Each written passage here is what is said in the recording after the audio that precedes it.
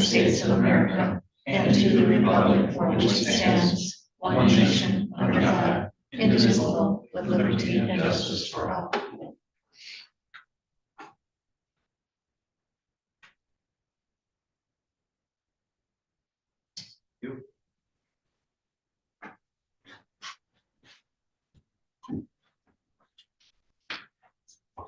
Commissioner Robbins will be late. Commissioner Walter? Yeah. Commissioner Bunnick? Here. Commissioner Wessel? Here.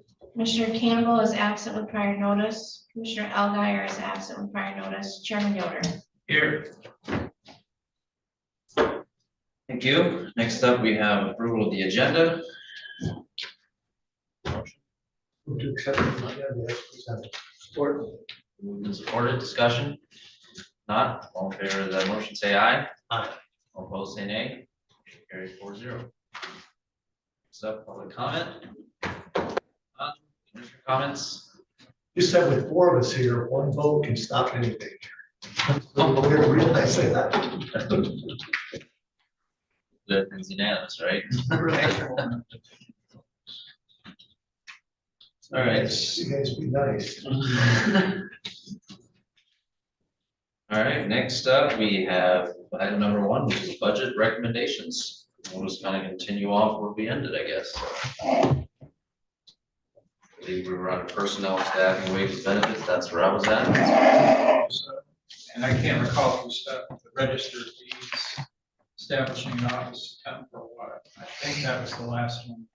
It was jail overtime. We were talking about jail overtime. It ended at that, I think on my notes, that was to keep it at 1,500. Yeah, the last note I have is on the Marine, so, yeah, didn't have any notes on that. That sounds right.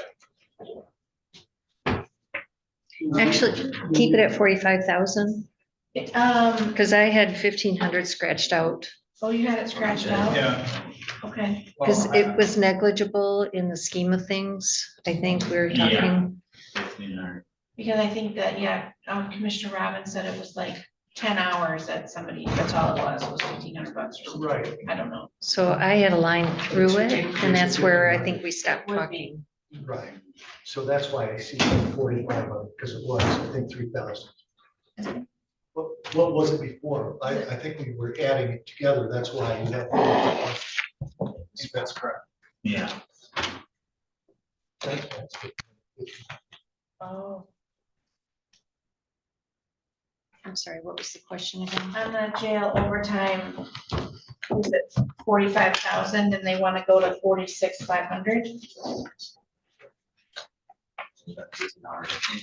Right, that's what that would represent is what she, In the general sheriff, it's 60,000 was the recommended. this is just the jail, so it'd be 101. It was, 51, That's the right. jail is at 49.5. 49.5. So I think before we left the meeting, I said that would go to 51 flat. So it would, with an increase of 1,500, it would go to 51 flat. Mhm. We have a update on, based on the decisions we've kind of made where we are. Yeah, I sat for quite some time last night. I do have some additional questions, so this is not a carved in stone. This is still, because we still have some things to discuss. But your starting expenditures were at 17,500,000, which when you started. Now we're at 17 million, you mean? 17 million, excuse me, 17,500,000. And right now, with most of the things you've discussed, all the wage increases from the ratified, whatnot, we're at 17,771,000 and change.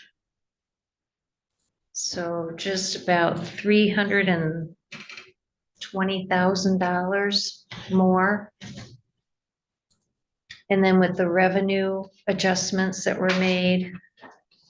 And then I do, again, let's remember, we're still in motion here. We still have a surplus of the projected revenues to these expenditures of 238,000.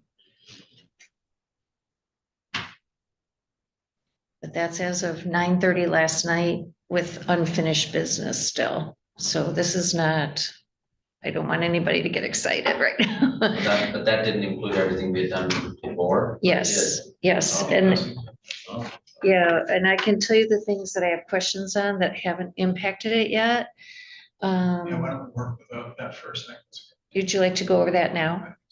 Okay, so the things that are not in this, that I still had questions on, was the ARC GIS Pro upgrade and the NICE recorder. That was about $31,000. Wasn't really sure where I was going with that, and I had to go back, I'll have to go back to the notes. But I kind of think that that's not really going to impact the general fund budget. I think it's going to be somewhere else. Which item was that on? It's on page 1 under LECEMS equipment. It's around that $1 million capital project for the new radio system. It's the items just above it. I show both of those as having been approved for. I did too, but how to put it in here, whether it would be a fund activity or a general fund activity, I haven't put it in anywhere yet. But I have it as a project, so we'll just keep that in mind. And then skipping to page 2.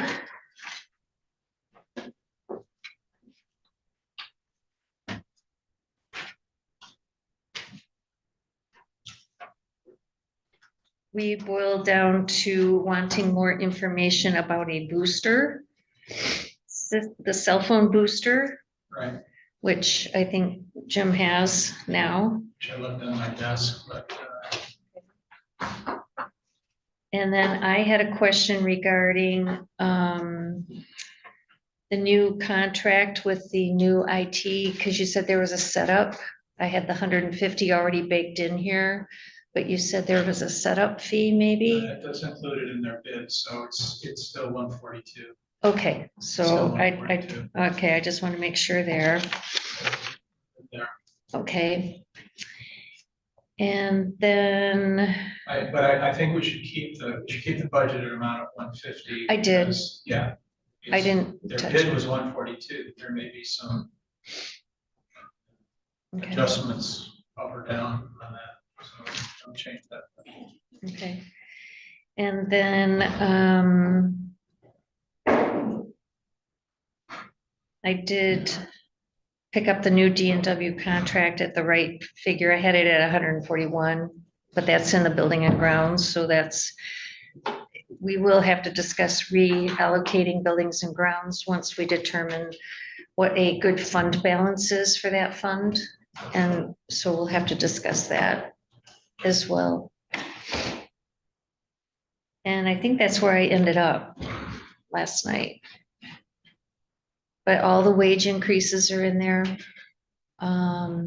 for all departments, including the non-union 3% recommendation from this board that we put that number in.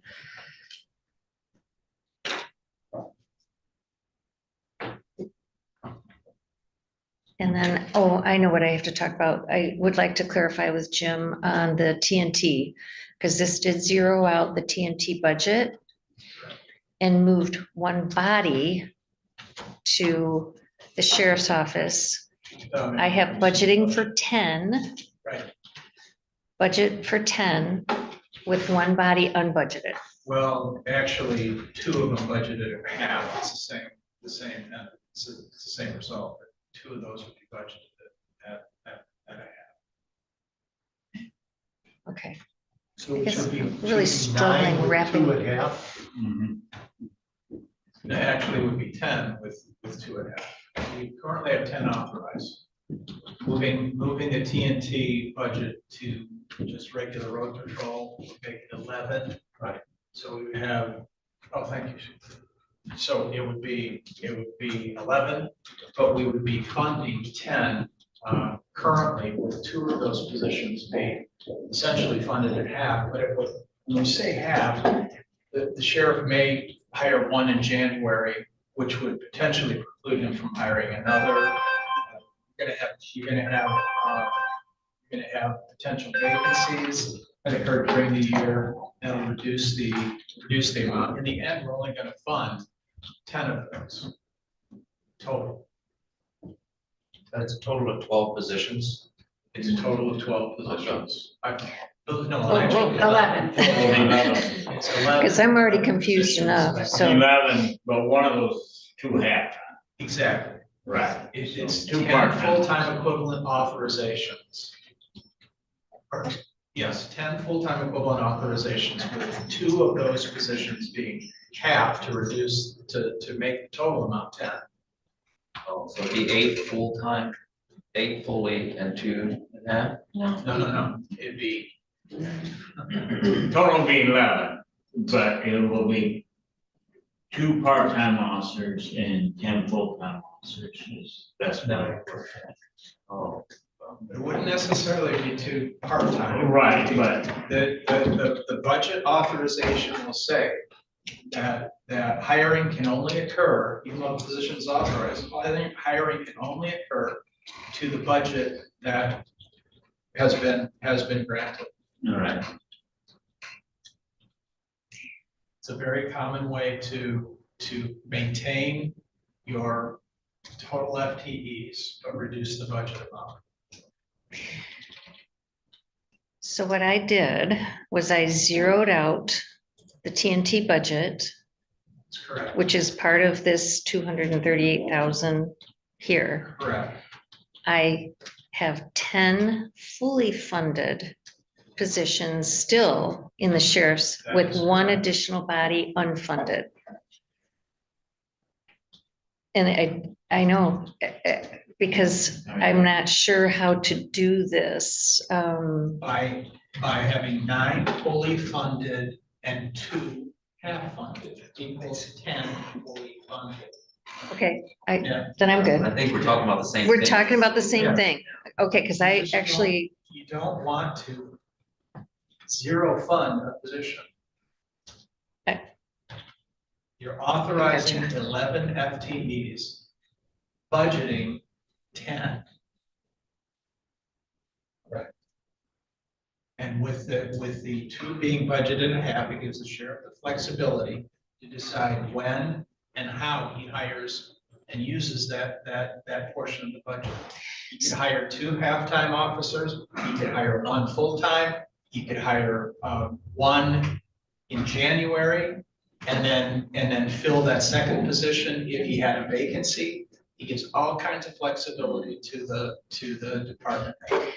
so and I know you say it's common, but it's very unusual for us, and I'm having difficulty wrapping my head around it, is we would have 9 fully funded, the 10th body half, the 11th body half.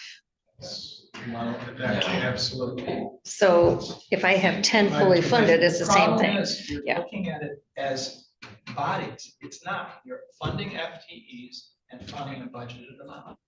That's all you're doing. You don't know who's necessarily going to fill those positions. You know what you know now, but you don't know what the future is going to bring. What you're doing is you're saying, there's 11 authorized FTEs, but we're only going to currently fund 10 because we know historically, and we expect in 2026 to have at least 2 vacancies in those positions. At least 2 vacancies. Okay, And that's not, again, bodies. It's people coming and going during the year. Go ahead. Yeah, I was wondering, because also with that, we're supposed to be purchasing another vehicle for this person that really isn't gonna be here at this time. It might not be here all year. We may not need that vehicle is Right, absolutely. that's We what talked about that in the last meeting. Yeah, we may not need that vehicle. Right, okay. I just want to clarify that. And the numbers you reported here do for sure include the MERS, for sure include the tower, heat tower. that's in capital That's in the capital budget. I'm just talking general fund here. Right. BSA software or software? No software, that's that's somewhere else, and we haven't even discussed that. But we have to make sure those things that we've said were critical. I think we did break down that RFPs would go out on software in 2026. That's what I had. Anticipating that. And honestly, if we issue an RFP in January of 2026 and we select someone in February of 2026, it is very likely that we will not have an installation until 2027. That's just the way it is. Unfortunately, I'd like to be able to replace that software tomorrow, but practically speaking, we can't, because that's the problem with BSA or any software right now that's converting from a server base to a cloud base. What they have to do is first get their current base from server to cloud before they can actually start working on new installations. That's why with BSNA, they won't sell you the server-based software any longer. You have to get the cloud-based software because that's all they'll do for new installs. But they're telling us that they're looking at between 12 months and 18 months before you can get from purchase, from contract date until fully installed date. That's just because they've got so many people they're installing in their current base and transferring them to the cloud. That's what we've been told. So, and then talking fund adjustments, I did talk with the treasurer's office about the fact that the chill tower won't be a 25 issue, it'll be a 26. So we're redoing that in this budget. And the possibility of this water treatment, the 62,000 is a contingent transfer from DTR to projects, to capital project. It's just contingent, just like the chill tower. So we've earmarked it. It's sitting as a potential project. When that happens and we get the full figure, then we'll move the money into capital and get that thing replaced. The water treatment analysis, this water treatment, I put that under a special project line item in the general fund, because it might be that they do the water treatment assessment and say, we're good. So I did that as a Board of Commissioners special project to start the year out. And that's already in this figure that I'm talking about now. So where we left off was right at jail. Did you go back to saying you want to put that 1,500 in? So it'd be a total of 51,000. Okay, No, so, yeah, so he's at 41,500, and we're gonna add 1,500 to 51.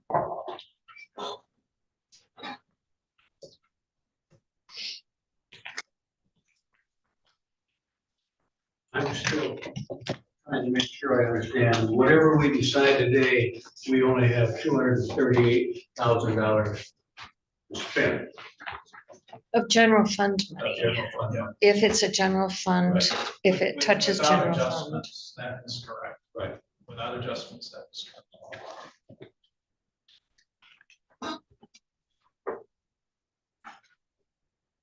Next would be the elections. How much is that gonna be for the elections next year?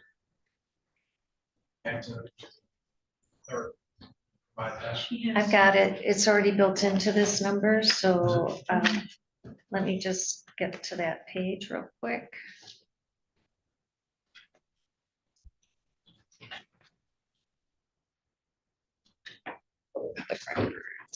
Elections. So in the figures I've given you already, is the election budget reconstituted to the 24 level or the 26 gubernatorial, and that's $273,250.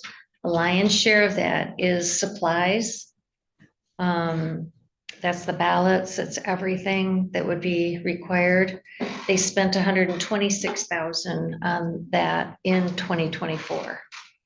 So this elections budget is in this figure.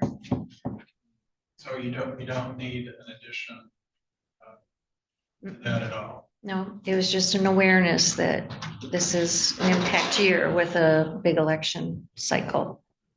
And then next year, 27, you won't need it. And then would it come up again in Yes, 28? 28. 28, yeah. Oh, yeah, there you go. So it's cyclical. Every 2 years. So everything that the clerk had in her request is in the, It's already there. So you said It was an 24 awareness. and 24 was how much? In 2024, the audited spending was $250,992. That was an audited spending figure. 24, like, whoa, that's a big jump. And this is 273,000, so it's just $23,000 more. I'm not saying just, but recall, I believe I sat for her presentation that this is billable back to the townships and the state of Michigan, and there's a revenue offset in those years. Oh, for this position? Mhm. Oh, Because otherwise, this is the early voting. This is the cost of everything circulating through this building for early voting as well. Otherwise, it goes back to the townships and they have the burden. Now they just share in the cost, which is economy of scale. It's done more efficiently here, and then we use all their workers. They come in to affect We that. always hear that we're always getting paid back, what's projection, what are we looking at? We're getting paid back from the townships. I don't think we put that. If I go back to 24, you might find Well, it. that's the number that she reported, right? So of the 250, Yeah. 124 came back. Okay, Oh, that oh, was is the that it? 124. Oh, is that where the That's- 124 that's where was? that- Oh, that's what. Oh, I said, like, say, I don't remember seeing 124. Right, out of If two- we're looking at 125 coming back, Not quite, not quite. about 45%. well, I like to brought it up, I kind of made a fool of myself last week when I talked about this to the sheriff's department, but we've got lots more hours in staff time. And I think we need to figure out a way to reduce some of the cost of overtime and extra positions and increased positions, because we've added staff by virtue of the fact of making everybody a full-time employee of 2.5 hours a week more. Am I wrong on that? I think you're right, what is there, 4 union people? I'm sorry. 4 union? Yeah, but this is separate. So this election position person was brought to the board in 24, so Ty would be the only I know, one but my here. point is there's 20 extra hours there.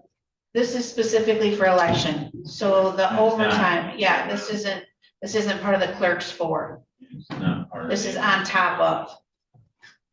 Okay, I understand that, but it can't be shifted to 20 hours. No, because we already have the staff that we have, and so this is an additional when we went to this countywide site here. Okay, This so is we on need- top of. we need to have, you're saying you need to have about Yes, yes.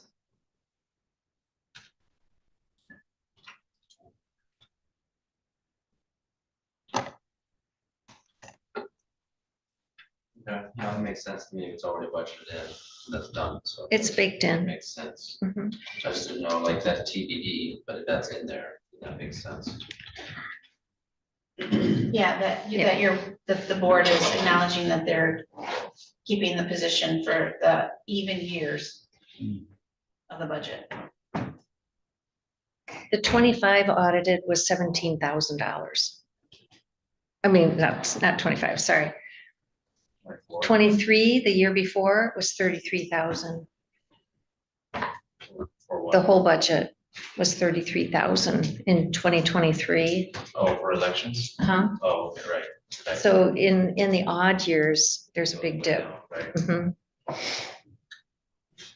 So what would this person be doing after elections, or they're done after elections? Well, it run, I mean, you hope to hire January 1. Last time, we weren't able to get anybody, but we were moving pretty quick, to get somebody in. So in that year, overtime was utilized by the staff. This time, we're hoping to get someone in and hoping, because it'd be 4 8-hour days, that they're willing to come and work for the year. So the first part's training, and then we have May election, we have August election in November. And it's the early voting, so the big block of that is the 10 days prior and 10 days, or 10 days prior. But there's always election work, it's Even in just, the odd years? no, that stops. So it's only, right now, the position was approved in 24 for just the 1 year. And so then we requested it again for 26. There was no request in 25. So it's 26. And it falls in line with the county board is willing to host and have early voting like we did in 24, and the additional staff. So instead of the townships like Solon or Elmwood picking up and hiring themselves to work that portion, it's all accumulated here. Oh, Michelle's in the audience. Okay, so it's all accumulated to us here. So it's preparation, it's the whole. So if we were to have this position, it would cut overtime? Yes, it will cut overtime, How yes, come in the budget, we didn't see any reduction in the overtime for the year? because we're hoping to get somebody. So as Michelle had explained with Alan, we left the overtime budget there. So you either use the overtime or use the salaries, and that's what happened in 24. The overtime was up, but the salaries wasn't used. So there's a good chance that overtime money has been allocated, or you're looking at maybe giving back at the end of the year. Yeah. If you get this position. For sure. If I couldn't hire it in 24, I couldn't find anyone to do that. And a lot of it was driven because of the early voting and with all the changes of the election law. If you'll see, if the position was never filled, so that money was never spent. Is it going to cut back on all the overtime due to elections? No.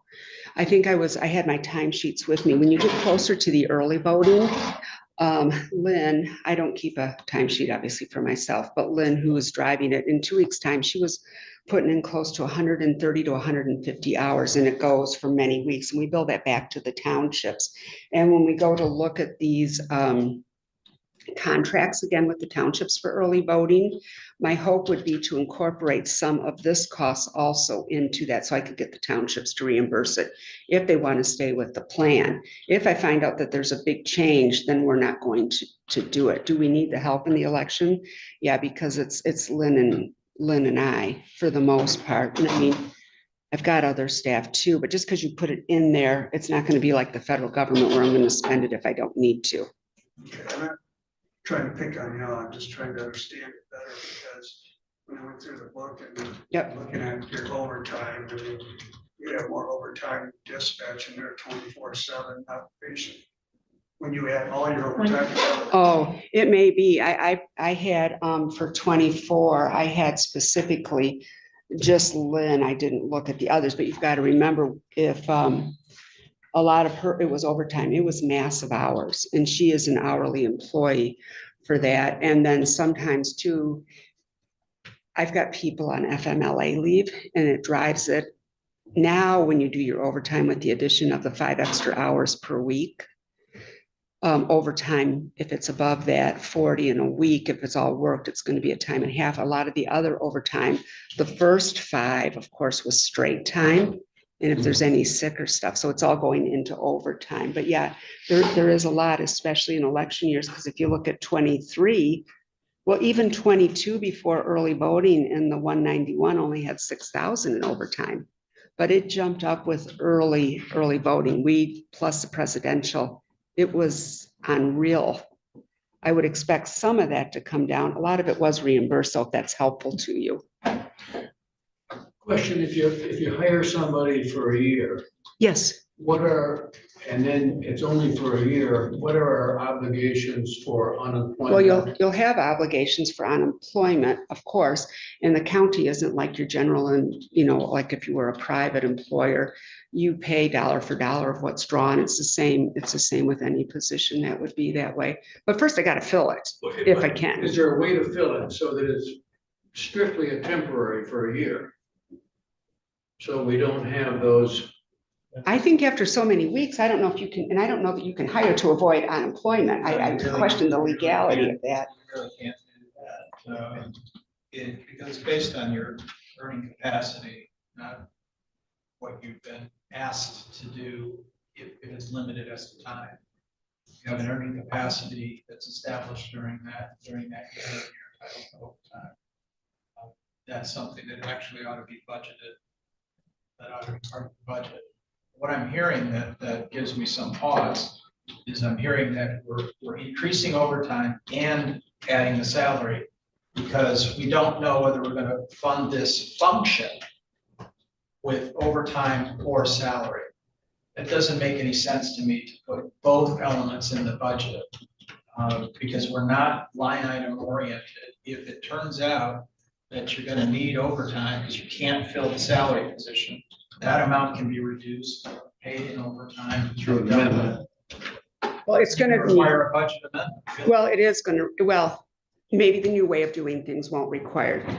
In the past, and that's what I'm of course operating from, he's right, we don't have a line item budget, but normally the thought has always been that what you get from your 702, 703, so I'm saying overtime salaries, per diem, social security, hospitalization, retirement, those amounts, department heads were never to touch those. It was clearly understood and outlined.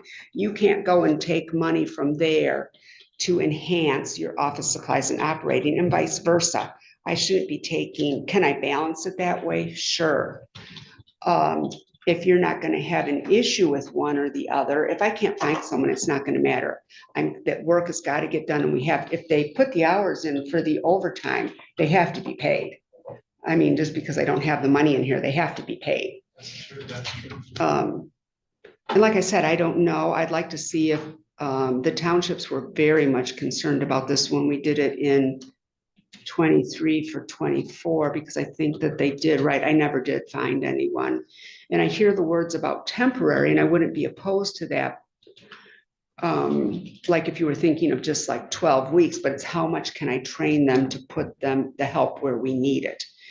And is it in a, I just want to make it work. So what's the magic number for Kim's benefits? Is it 32 hours? 21, What's that? 21. 21? And it's when it's a part-time position, and those two can correct me if I'm wrong, it is single, like for health insurance, it's single coverage prorated for the employee. And then if they have family, they have to pay 100% of that. So it's not like the same amount that I would get as your Right. full-time, or they would like a full-timer like you get. This is not union? It would be It's a union. Teamster. It would be a Teamster position, but it would be prorated, just like any of your part-times are with those benefits prorated. And I did reduce this budget by 10,000, no, by Yeah, we talked about that $12,000 yesterday. because it originally was budgeted for a family insurance plan. And I reduced it down to a single, and so that reduced this budget by $12,000. So And that was generated because when you had the question for me and I was looking at that, and I noticed that I had in 24, that I had 16,000 of health hospitalization charged to the budget, just because it's done quarterly. I never had a person, but that's how it was budgeted and it took it from, so it just helped the health insurance fund, kind of from an optic standpoint, it didn't help me much, but. Right now, And I'm not, it's just because you're at the table, but we heard from the court, Grand Traverse Court, and they reminded us that Grand Traverse County was asked to, everybody was asked to reduce their budgets from last year by 5%. We always add, we start from where we are, we always add, and we have a very long list of projects that we have been having on this list for years and years and years. And at some point, we have to figure out how we cut some costs so that we can do what we've said for 10 years that I've been here, or he's but never been able to fund it. Well, first of all, I support the clerk's request to add the position or the dollars to fund the function. I think that's probably a better way to say it. The dollars to fund the function, because I know how difficult it is to do the early voting and how much time it takes. I would note though, 2024 audited under the elections fund, you had 25,265 in overtime and 34,580 in salaries. I presume that was because, again, from what I've heard, it took a while before you could actually hire somebody, but otherwise it was backfilled with overtime. So you had roughly a $60,000 cost in 2024. Well, I just, before you go on, the salaries, I'd have to go back and look at my list, and I can do that yet today. I can go run that report, but I'm pretty sure the 34,000 had to do with, we paid all of the early voting workers. And so that wasn't, I don't believe that was internal salaries to us. I can go get that report, if you want to take a quick break to tell you that. And we would still have that in there if those agreements are in place, if the townships want us to run that. And that's where and I haven't seen any new remarks. I'm sorry, I didn't mean to interrupt you, but I wanted to, before you got too far on that. That's where the state with the early voting, at least in 24, would pay up to $15 per hour for all the workers. And I can tell you that in 26, based on what I saw in 24, we're going to add at least one more worker to our day, because if the trend continues, it was smooth, but it was still too chaotic. We need to be able to have someone to circulate with people standing up, even with Lynn here, even with the township clerk here, even with me here. And we did not in 24, obviously we didn't compensate me, I'm paid a salary. The township clerks in our county didn't get paid, but I think that may change if they have to come up here and help me. So that is where that's coming from, and you may still see that, and there's not any way we're going to get around that. But that is a reimbursable, because the state reimburses, which we bill at up to the 15, and then up to the 20 and the $25 per hour is reimbursed by the townships, and we don't reflect that in here. So it's kind of a hard thing, which I'm happy to go prepare that for you if you think it would be beneficial. I'm just Right. saying, indicating what's Sorry. showing in the Right. the budget audited is 2024. Yep. You're looking at about $60,000 for that function one way or the other, and you're budgeting comparatively 62,000, almost 63,000 for this year. Right, and what did I say with the 250? I didn't bring my notes. I was just happened to pop on the YouTube and heard this was being discussed. I think about 125 to 150 reimbursed. But I'm happy, if you're going to be here for a while or have another meeting, I'm happy to go get some more numbers.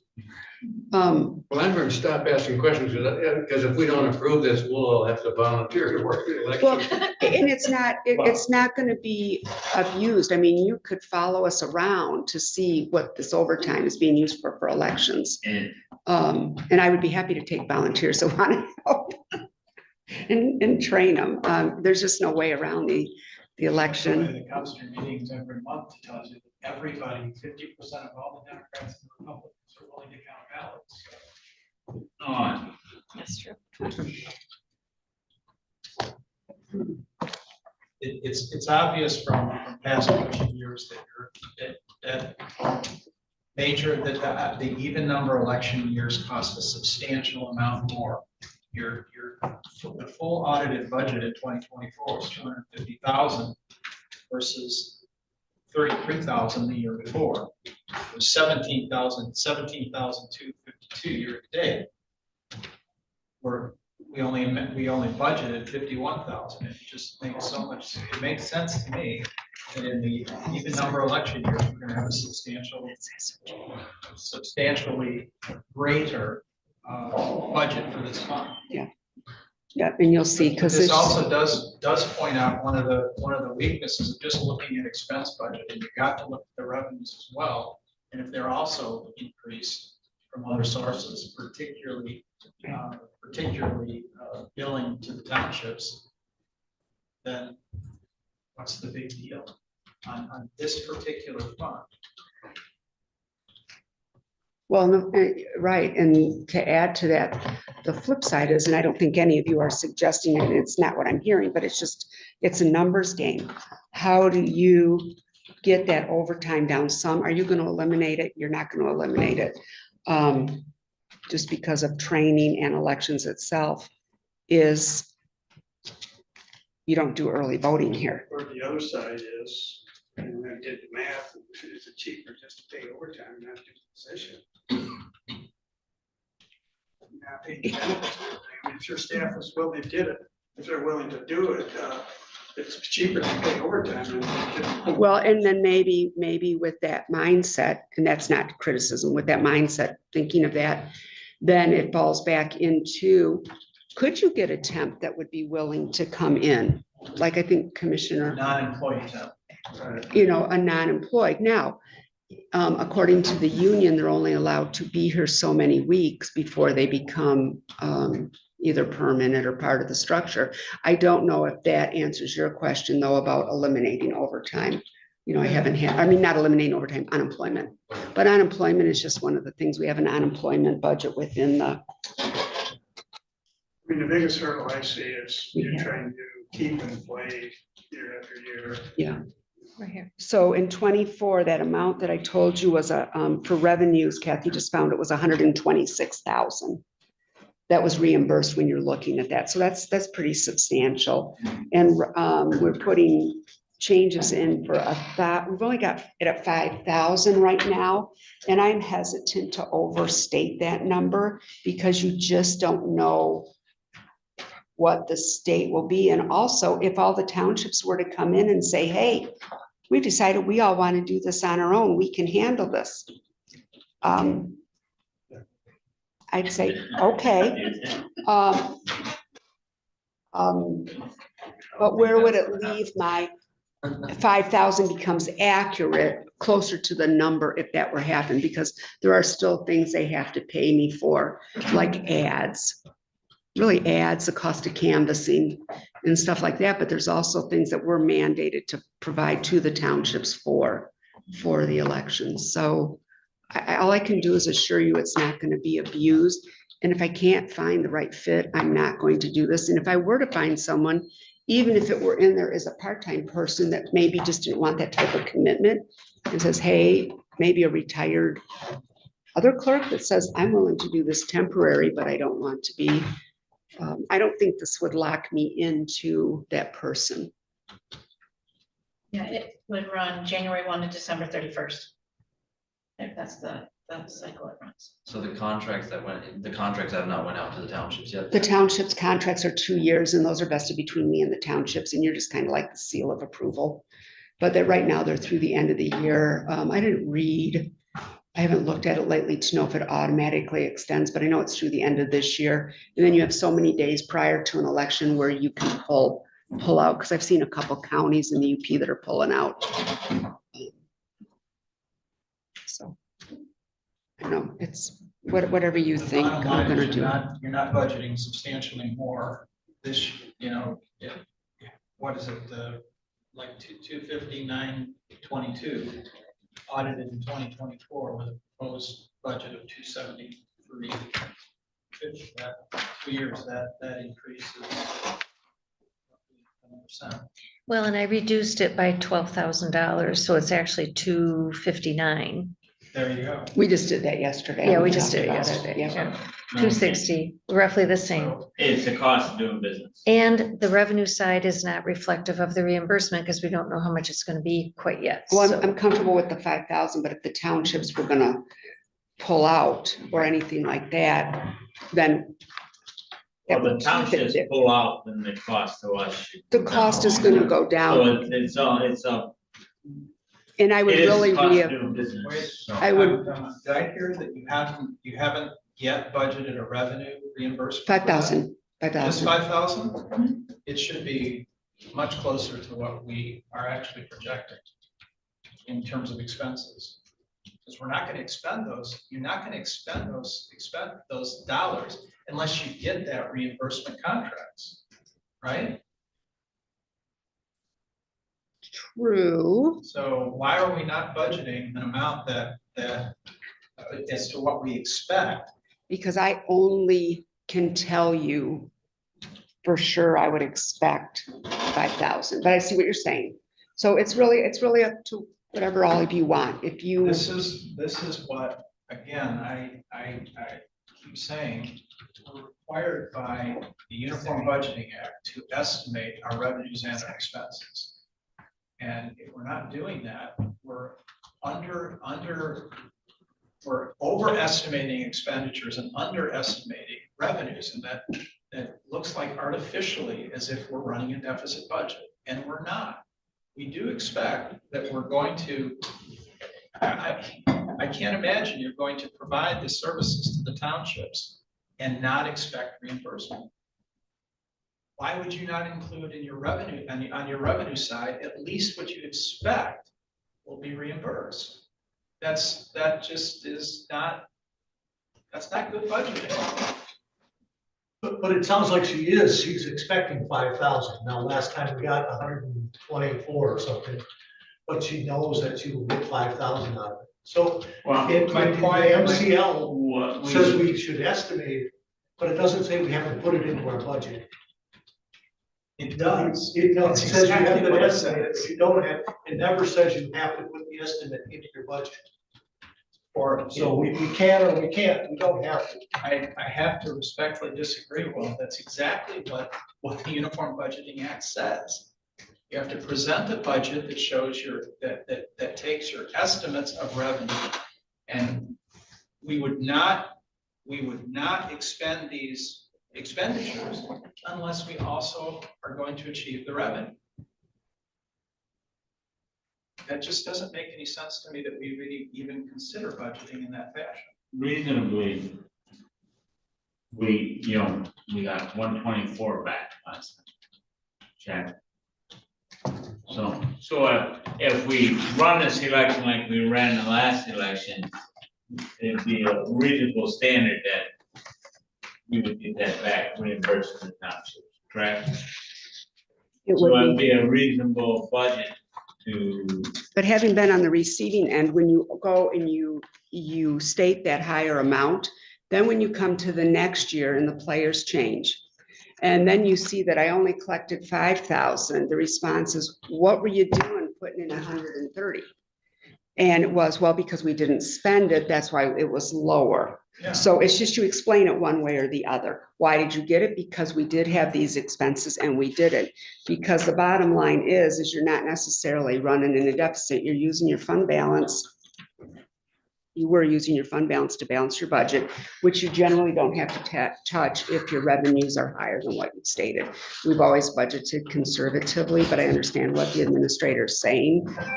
That's just what I'm comfortable putting in. If you want to increase it, that's as long as you understand what we're Here's the doing. thing, Every expenditure, I mean, it's a fundamental concept of accounting, that every expenditure has to have a revenue.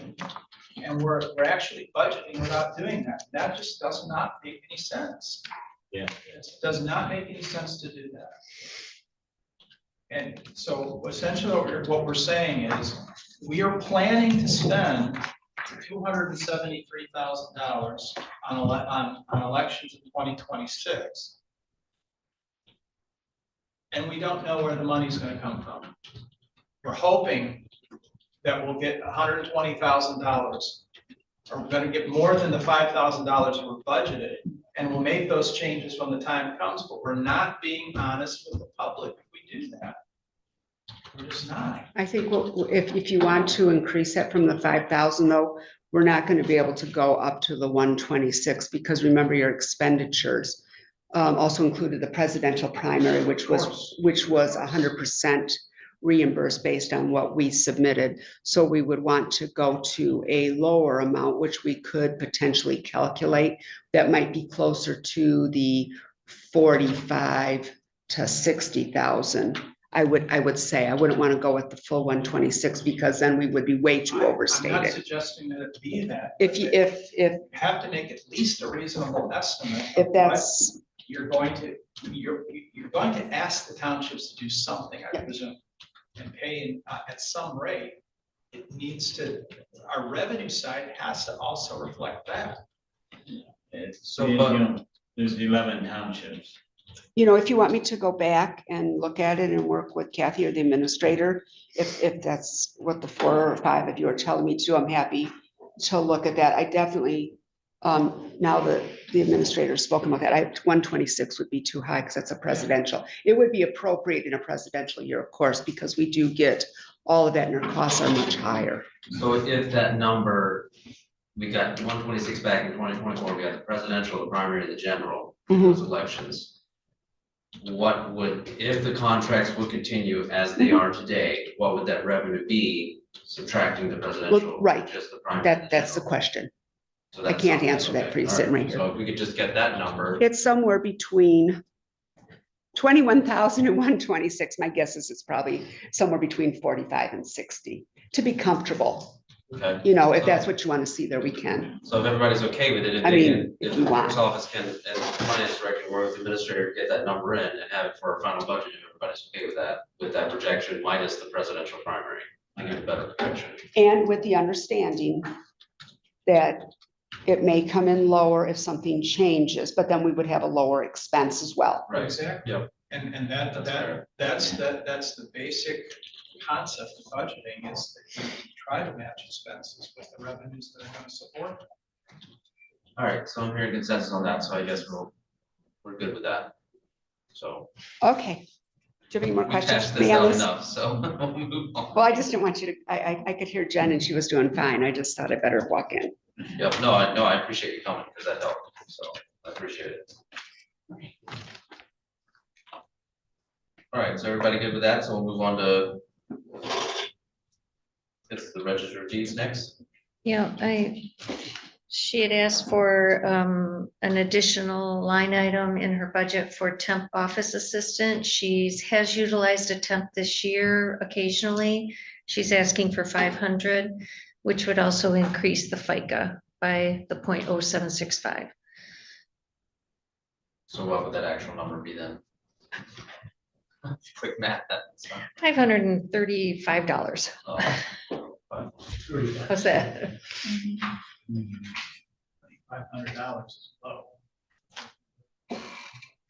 That was kind of amazed with it, is that.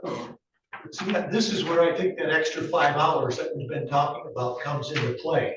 That this could be used instead of hiring another temporary person. And to me, that was the idea of, I think, of the extra 5 hours on each person. And I believe these members were the people who received the extra 5 hours. They were 40 already. At the Register of Deeds? Registered Oh, No, deeds. they were- I thought we were back on the 35, dispatch. No. Aren't we talking about the Register of Deeds? Yeah. correct. And so I'm saying no to it, even though, you know, What does she have? Three employees? She has herself, a chief, and 2 But I mean, employees. what got the 5 extra The 2 employees. too? So she got 10. And I know that they've hired a temp at some point this year because there has been expenditures.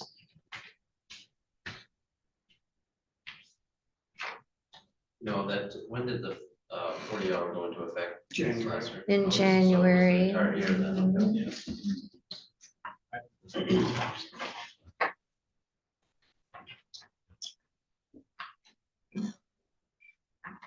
Now, this position does have a $1,000 rollover for overtime that I generally don't see that office use. Yeah. If you I want was to just gonna say offset that. it. Offset? Yeah, everybody good with that? Yeah. Okay, so offset against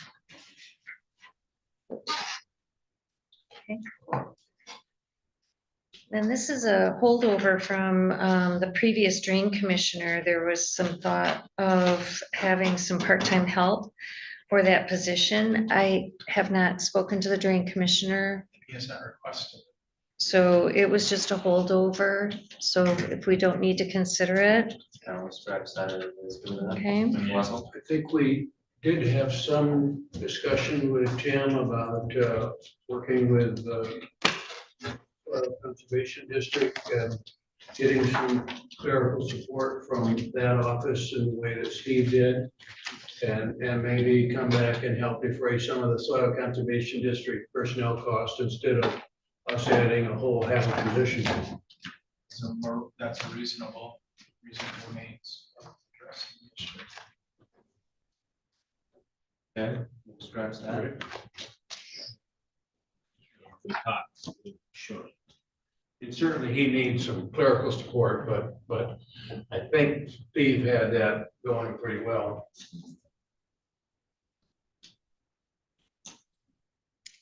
Moving on. If we could stick with the drain commissioner for a moment, you all had discussed the drain commissioner pre-engineering costs for the drains, and administrator and I spoke about that, and I have baked into this, as you and I discussed. Do you want to expand? Go ahead. Okay. Knowing knowing the approximate cost of the drains that are coming down the road in 26, knowing our responsibility for the road commission, their responsibility based on estimates of what they would pay us back, what we have fronted and what our net obligation would be, because we have been fronting these drains since 2018, I think. We are at a break even at $50,000.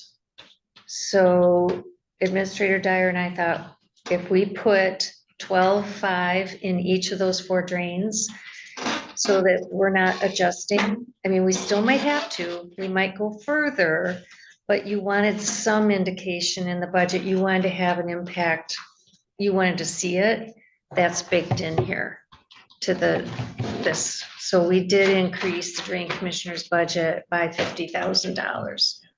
And that is reflected here. I like that idea. Good. That segued You said by 50,000? 50,000 $12,500 for each. for each drain. How many hours of those? 4 grants. 3 quarters. Right, that's $12,000. It just gives you a number to focus on. Because I had put 20,000 in each one, I figured we had to do something. So that's fine, I think that better. We thought that the, again, that's our break-even point in terms of current expenditures, so we thought that was a reasonable estimate. Because it's cash flow that will come back to you if the estimates are correct. Okay, And you already had that in there when you gave us that quote earlier. yes, that's baked in there. Thank you. And then I think the other thing that is baked in is the grant writer, 5,000 for Parks and Rec, 5,000 for the Board of Commissioners in your contractual. Should you identify a grant, that's baked in there as well. So now we're down to childcare. And I thought we should give them a 3% raise. Just so it matches the same as here and what we've got across the street. And that's what the part that we should put in there. Since the last meeting, I have had conversations both with Cameron and with Judge Pacheco. And I think you need to look at their staffing in 3 separate ways. They have 2 current employees that are, I can't remember, I think they're non-union, but it doesn't really matter, that are now working less than 40-hour a week pay. those need to be made 40 hours, so you're congruent with others in the building. Whether, and then of course, they would be also entitled to the 3% raise that is being calculated.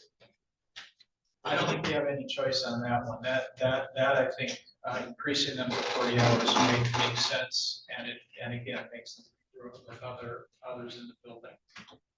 The four probation officers that are involved, again, I want to emphasize what was done with them. Prior to 2025 and before, they were classified as salaried, non-exempt, which entitled them to overtime. In 2026, they were requested, and you've approved them reclassified as salaried exempt, which means they're not entitled to overtime. The proposal by the courts was that there be some increase in that salary base. Before you consider that even 3%, some increase in that salary base to reflect the fact that they're no longer entitled to overtime. They don't function as a 24/7 operation like the sheriff and dispatch, but they are required to take after-hours calls and deal with after-hours issues. So in my mind, the request that they made was reasonable with respect to those four officers. As a result, you can take whatever you want out of that. But they do need to be there. We do need to give some consideration for that fact that you're not going to be paying them, can't pay them overtime because of the reclassification. That leaves the two executive employees, the register of deeds and the court administrator. I think that's Cameron's title, as court administrator, but those are the two executive employees. And Judge Pacharka has indicated he'd be willing to face the 9% raises that he is proposing, that he believes he needs for retention purposes, to over a 2-year period of time. And again, it's different. It's slightly more than the 3% that's just across the board, but I think it's a reasonable request. Final thing that I'll say about that is you have to also take into consideration that they presented a budget that included a 9% raise this year that was budget neutral by reducing expenses that are no longer incurred, that do not need to be budgeted, and the fact that 85% of that is funded through the child care fund that comes from the state. It's not general fund monies that you have control over. Taking all of those things into consideration, I think it would be my recommendation that you consider the request that the court has made in its entirety and phase in the salaries for the two executive positions over 2 years. And the last comment is that the funding of courts in Michigan requires one of two formats, and we have selected the non-line item format, which we also do for all our other functions within the county. In that context, if you're making essentially an appropriation to the court, they, under the state court administrators, the Supreme Court administrative order regarding court funding, the court then has the ability to spend that money as appropriated as it sees fit. They can increase the salaries and your only option is essentially to decrease their appropriation. And as I think I've said several other times here, the one thing we have a very, very good relationship with the courts right now. Where I came from, we had an excellent relationship with the courts. I've also represented counties that did not. I I think I'll let them remain nameless, so I don't, don't get myself in trouble with that, but getting into a budget dispute with your court is not a winning strategy. It's not, and it's not good for your relationship with the court, obviously, but it's just not a winning strategy. If you think about who ends up deciding that for you, if you do get a dispute, the first thing, we're required to negotiate with the court directly. The second step is we go to a mediation that's with a mediator that is selected by the state court administrator's office. If that doesn't result in a final settlement, you end up with a lawsuit. And who decides that? A sitting circuit court judge from another county who has the same problems and the same concerns that Judge Pichardo has regarding his or her court. To put it bluntly, the deck is stacked against you as a funding unit. The Michigan legislature in when the new Constitution was adopted again in 1963, the Michigan legislature should have funded courts as a state function. It did not. It chose to fund them through the present system that we have, which is not very good, but it is what we've got to deal with. And as I said, you don't want to get into a funding dispute with the courts. So that's my recommendation. Well, I like the compromise the judge has come up with. That makes some sense. My concern was not that they don't deserve it. It's that we've got a lot of other employees that are also watching. And I wish we could give everybody 9% or 4.5%, but we can't. And so my concern was that we have to be responsible. And I think we've tried for 2 years. I think that their salaries need to be adjusted. And then if we can phase that in, I'm happy with it. Well, I mean, I don't think that, I think the 40 hours is, we've gone with everybody here with that, so I'm fine with 40 hours. I still think that we do an injustice to everybody here, everybody across the street, if we don't keep it at 3%. I mean, to me, that is what we negotiated, that what we went through, and all of them wanted more. They asked for more, and we had settled on 3%. Next year would be, I believe it's 4% in it. I'm not sure with that, is it? It's 3 again. So I mean, we're not that far between, and I think that he made it, he suggested it. I would say if we give them the 40 hours, we give them the 3% and work with it there.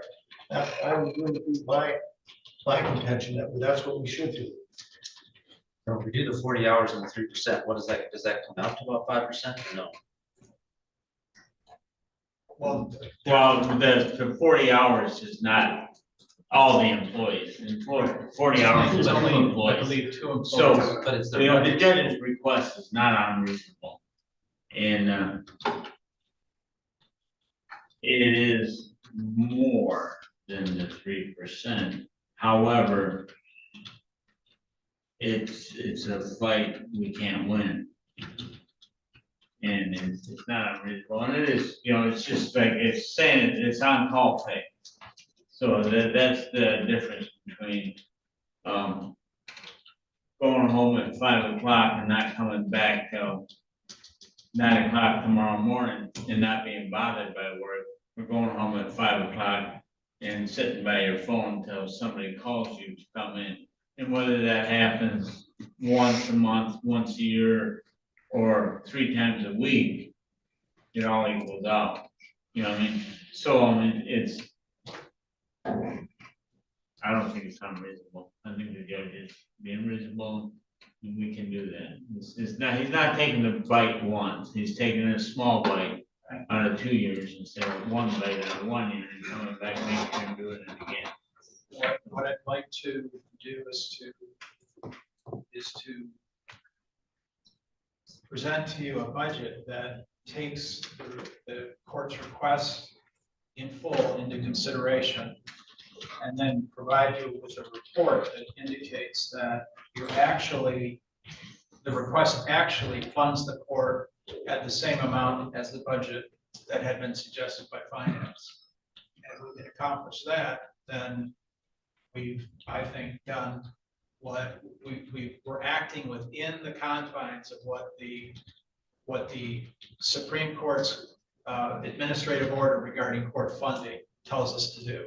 To fund the court in a lump sum amount as it desires. And I think that's the best solution. That we can give you a budget that shows you can accomplish what the court wants to accomplish for its employees, and it does so without an increase of the budget that was proposed by finance by internal cuts, which they are willing to do. I think we should proceed in that fashion. And you're talking about phase in for 2 years for the. Correct. Yeah. Which the court has already indicated they're willing to do. Mr. Robbins? I support Mark and Commissioner Wessel here, and Judge, he's being more fair, and I understand where he's coming from. I guess another option I'm just throwing out there to be open for, it's possible for a 3-year, go to 3 years. Would that help everybody?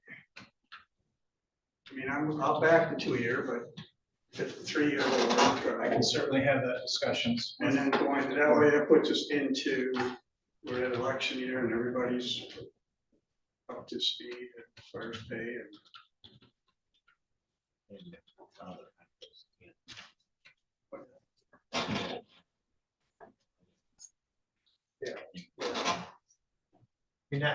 If we do what he's saying, that would be 3-3-3, and we negotiated a 3-3-4.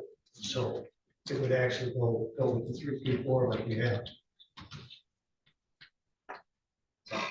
Yeah, that's good. I can talk to the judge about that, and we'll do that in the context of reviewing their budget as a whole. So, Okay, and so I'm just gonna read my notes so that I'm clear. So the 2 employees that are non-union, currently at 35 hours, right now in this budget, they are at 3% increase on 35 hours. So it will be the additional 5 hours for each employee. And it is a general fund expenditure. So that's FICA and MERS. It will impact the number I gave you this morning on that one. The probation issue that we're talking about, they're all in Fund 292, which is the childcare fund. The general fund does subsidize that by a bit, well, right now, $200,000 roughly. But as Administrator Dyer said, they are going to look at their expenditures within that, so possibly that won't change. Right now, the salaries that are in here, the wages, have 3% baked in on 37.5 hours, but we're changing them to salary, is what I'm understanding. And then court administrator and register, the register is general fund, so that will impact this. And 50% of the court administrator will impact the general fund, and 50% is in the child care fund. That's where we're at, okay? Over the past couple of years, we have adjusted the pay raises of several people in the county. We've addressed deputy elected officials. We've elected some hourly employee, adjusted the rates. I don't think what we have on the table that you just suggested is giving any respect to the judge who says my people need to have an adjustment. And I would rather go back to where we were, phase it into 2 years, because I think we do need to give the judge the respect to say he said his two salaried people were underpaid and he wanted an adjustment. He could do it neutral. We've had the administrator went and said, can we have a phase in? Can we make a compromise? He said, yeah, I could do that. I think out of respect for him, we need to do that. So I would favor not pushing the 3-3-4, because that doesn't accomplish anything the judge said he needed to do. So that's Like I said, my opinion. we'll work on a budget that takes the court's request into consideration and then give you an analysis of whether it is indeed budget neutral as had been suggested by the court. And if it's not, you'll have a decision to make. If it is, you won't necessarily want to do as suggested. If it is not budget neutral, we'll have to figure something else out.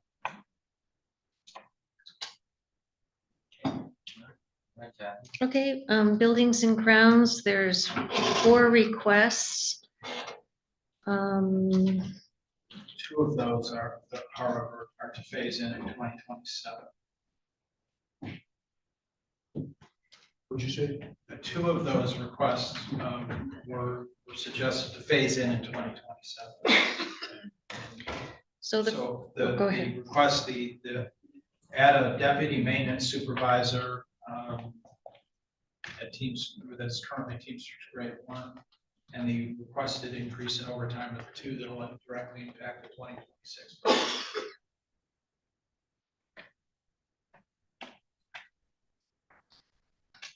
And as you recall from the presentation that was made by the department head, he believes that change can be made also in a manner that is relatively budget neutral. I can't remember the exact amount that he said the increase would be if it's hired internally. Do you recall that, Kathy? I don't, I'm just rereading the notes here. It's been some time since I looked at these. So it looks like he does want to add a staff position. Is that, It's the deputy maintenance supervisor, which I think his plan was to promote internal. oh, I see.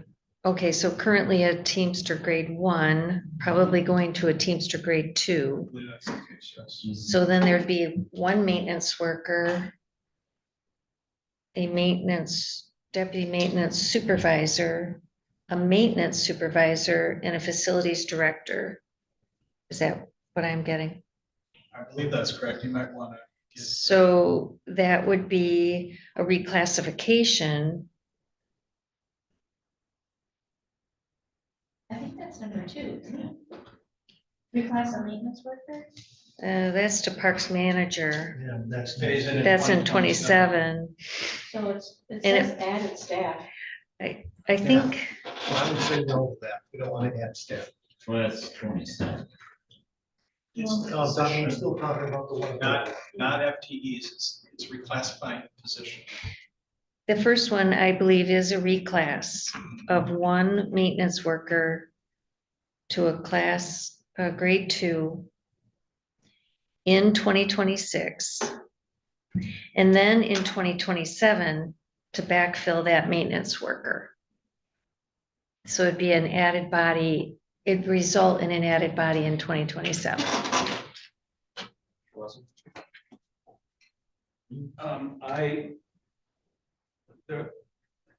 There's only one that I'd support, and I think I understand that one is an internal.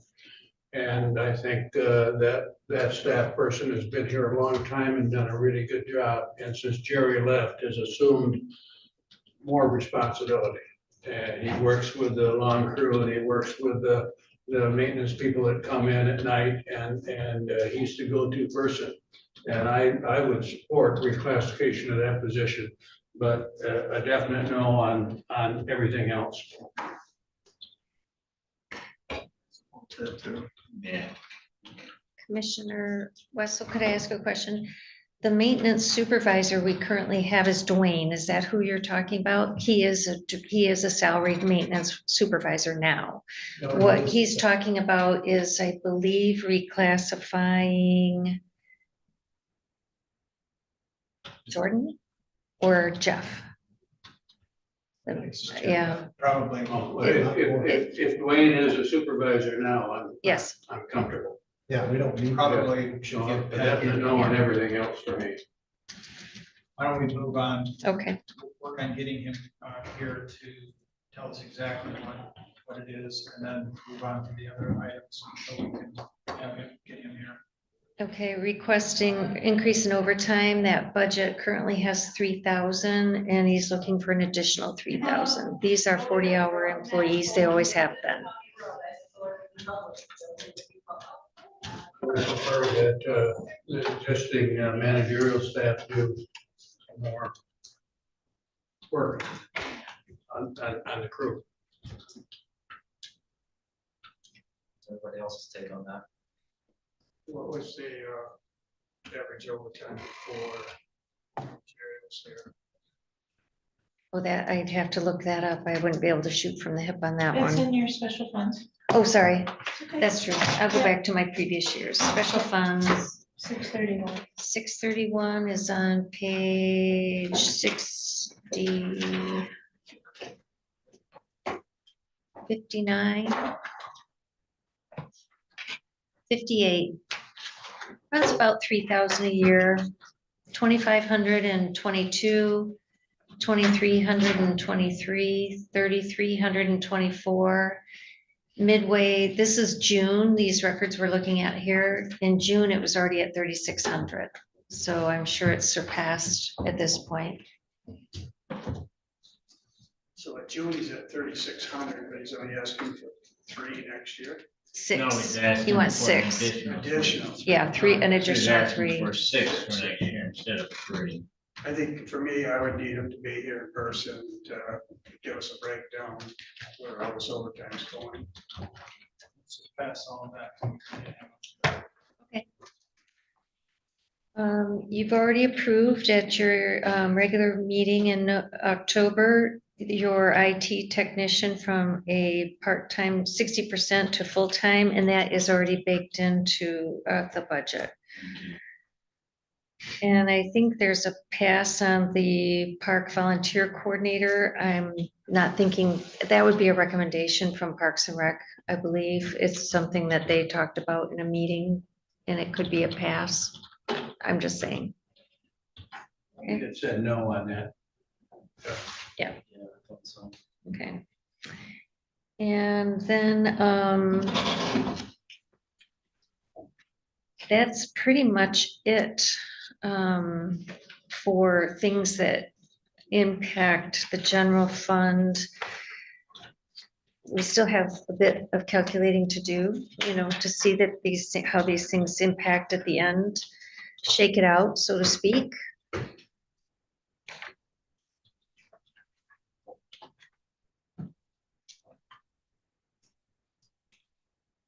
The opioid settlements on the last page, is that all figured out? Right now, I think the only request you have is from Leelanau Family Coordinating Council to renew their $64,000 contract for 26. I know that perhaps you all were talking about different ideas. That is something that you could contemplate as you go. It's a fund, the money sits designated, it's restricted, can't be used for anything else. And it sounds like you might want to have some presentations from other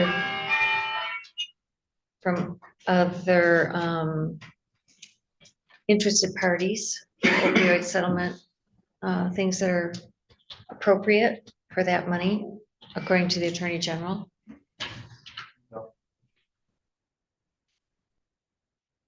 Might be helpful, though, if I knew if you want to renew with LCFCC. For the piece of that is used to offset the cost of Sharon's time is a piece that's important to approve now. And I think the rest of that we can work with them on the spending of that budget. We got opiate money come in and alcohol tax dollars coming in. And I think it'd be appropriate to meet with Sharon halfway through see how we're doing. But she does need to know now that she's gonna have her salary position. And we pay, I think, $12,000 for that a year. Right, she gets $1,000 a month.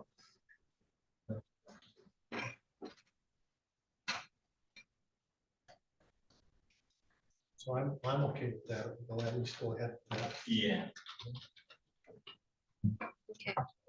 So I just wanna make sure you wanna make the LCFCC contract in the general fund is what you are saying yes to, and we're holding off on opioid. Okay, I just wanna clarify, thank you.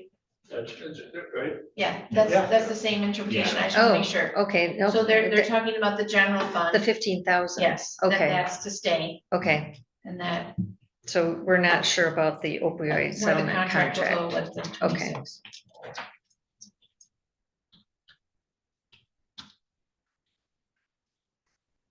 Want to take a break since he's searching for him? Yeah, we could take a That'd be 5-minute break and then.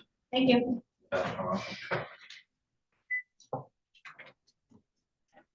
We could take 15.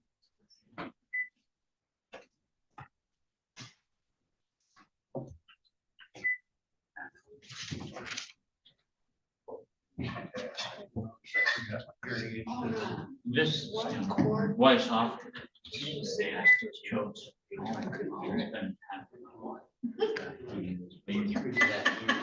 I'm such a great soul. Yeah, it's also my Tuesday night meeting, but again, always. Yeah, Tuesday, sign that, but no. Good break. Mind him?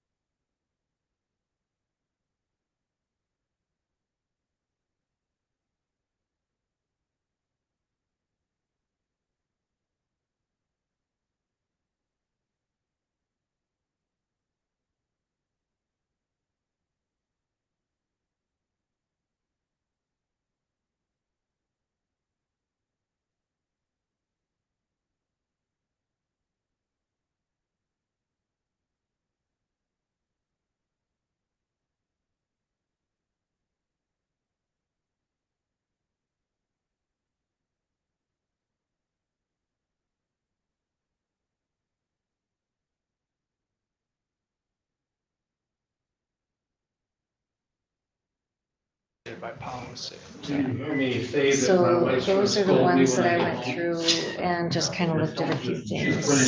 So there's nothing else like that one came as a surprise to me. But out requires the effect. And I didn't even look at it, so. Do you understand what I'm saying? Yeah, I do.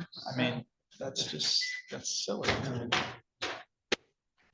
Because we know if we only got $5,000, we would not spend the expense of that. Well, I think the only thing is that if it was the will of their constituents that they want early voting here, regardless if there was, reimbursement. So what you're telling me is but that would then be a conscious decision. Yeah. Not dictated by an underfunded budget. If that's, and again, they've made decisions like that in the past. I think it's insane to do the lake level for Lake Leelanau without an assessment. But that was the decision, and they're entitled to make that decision. Right. So, I don't know, I really enjoyed being away from here and not have to, deal with that bullshit. Just turned it on. I don't hate enough to do that. Got him over a barrel, man. I told him, if I get any shit from them, I'm done. No, we are.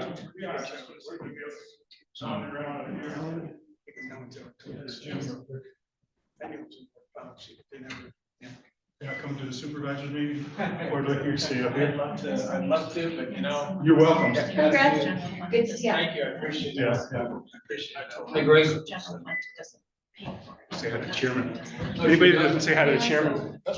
No, not anymore. No, that's right, that's right. He's divided. That's right. He's divided. How's your daughter enjoying being furloughed? She's just coming back from core touring with Marquette County. See you guys. She can listen to that. I don't That's all going to habitat, that's why. have to worry about this thing either.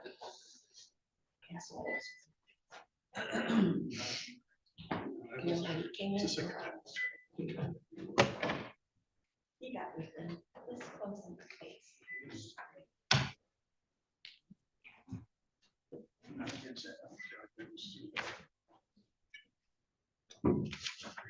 Man, he's coming to me. Oh, no.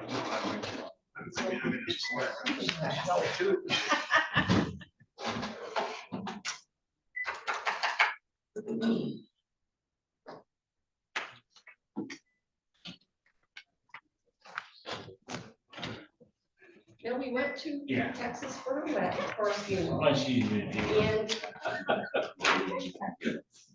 You heard that, huh? Well, Darren, that's. She has his Sunday. narrative. Darren,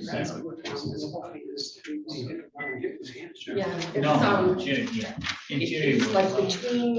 well, You see, this is what you guys did in January, when you changed that to 30. I thought that's, Oh, no, so here, that's why I did that. yeah, see, Because I was only 12 charging times you 2 is 24, 24 times 70 is 1680. And these are taxable, so we add up this one, this one, this one, this one, this one, this one, and this one, this one, and that adds up to that. So what is it, the breakdown for Was that old each? house they tore It's down? 12 times. that old house. 12 times 2 is 24 miles, but I went back to your 20, when you were commissioner before, it's actually 28.2 miles. Yeah. So I bumped you up to 28.2, Okay. okay? This, if you add this together and add that together, it's the same thing. If you add that together Yeah. and add that together, it's the same thing. It's just some of it's taxable, some of it's not. This But what is- should I be putting here? This is right. I mean, for that number of miles, but we're gonna give you, we're Yeah. gonna do 28.2 miles. But that's for, okay, all right. Okay, this is 24 miles. So change it to, 28.2 miles. okay, and then how much is the mile? Was it your grandparents' house? No. 70? Okay, you Yeah, can see that's I, right there. Dad's father bought it's- that oh, okay, farm see his courthouse, so we get. when Way down. He was overseas. You get what? Buck Drive. He bought Yeah. one there and It's a one special thing just for us, yeah. There. Wow. Nice. So I could never keep track. On Yeah. our road. And when the boys came back, That's, more I know. else that that's how I came up with that figure. negotiated I thought that's who what was was gonna get what from. Oh, gotcha. So I'm So adjusting. mom and dad bought this property, or dad bought this property. And then, you know, of course, then got married. Yeah, 28.2 And we miles lived out round with trip. me on my grandmother's farm over. What was it? I know, but where? Down Valley, you know where, down. By Rainey's? Uh, No, I'm not too far. you're looking at, right across from Vinnie Moore. Maple Valley, that's right down the hill from the Foley Farm, which is now Herman. Bother me, but I did know. So right down at the bottom of that hill, the one that's got the etching at the barn. That That was your mom. that was my grandfather's or my mother's side. And he died. She was a Chanel. Chernovsky farm. They have to have 11 acres. That's the reason when they sold it. It's 10 or 11 acres. Yeah. You wanna start? Yeah. Are we waiting? Do you have enough that we can start with? I'll just read what he wrote Okay. if you want that. Yeah, we might as well start. I don't know. Yeah. We'll get started. Okay. Ready? All right, go ahead, Kathy. Regarding the first line item, deputy maintenance supervisor. It includes benefits, of course, supports the role of the supervisor in monitoring systems like the chiller, HVAC, electrical, CMMS workflow, and safety compliance. MIOSHA pond hazards dam monitoring requires 4 to 6 years to master the systems. He says the justification addresses a full-time shortfall, excluding administrative facilities director, aligning with IFMA standards for facility management staffing. It would leverage the experienced staff of Jeff Gilbreth, who is proposed for this role, who has 20+ years in aviation maintenance, quality assurance, electrical, and coatings inspection to train less experienced workers. That would be a 26 request. I assume that's a grade 1. He's a grade 1 Teamster to a grade 2. Then the second request would be phased in 27. And this would be to move Jordan Kiesel, who is a maintenance worker, to a new title position, Parks Maintenance Manager. And that would be to manage the acreage, prepare staff for dedicated park management, aligning within RPA standards for park maintenance and community engagement, utilizes staff like Jordan Kiesel, who is proposed for this role with work in landscaping, HVAC, and he's had some years managing the county parks and equipment operation to mentor entry-level hires. So I would assume that's a grade 1 moving to a grade 2 in 27. Then in 27, hire an additional maintenance worker because you've taken the 2 maintenance workers you have now and elevated them from grade 1 to grade 2 in 27, backfill with another maintenance worker.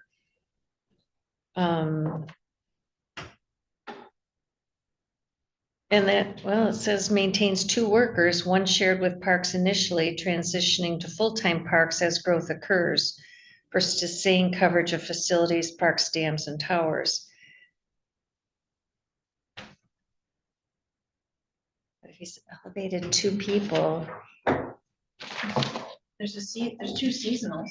there's 2 seasonals that come in just for a number of weeks in the summer to mow. So maybe that's what that maintenance worker maintains 2 workers. So the maintenance worker backfill.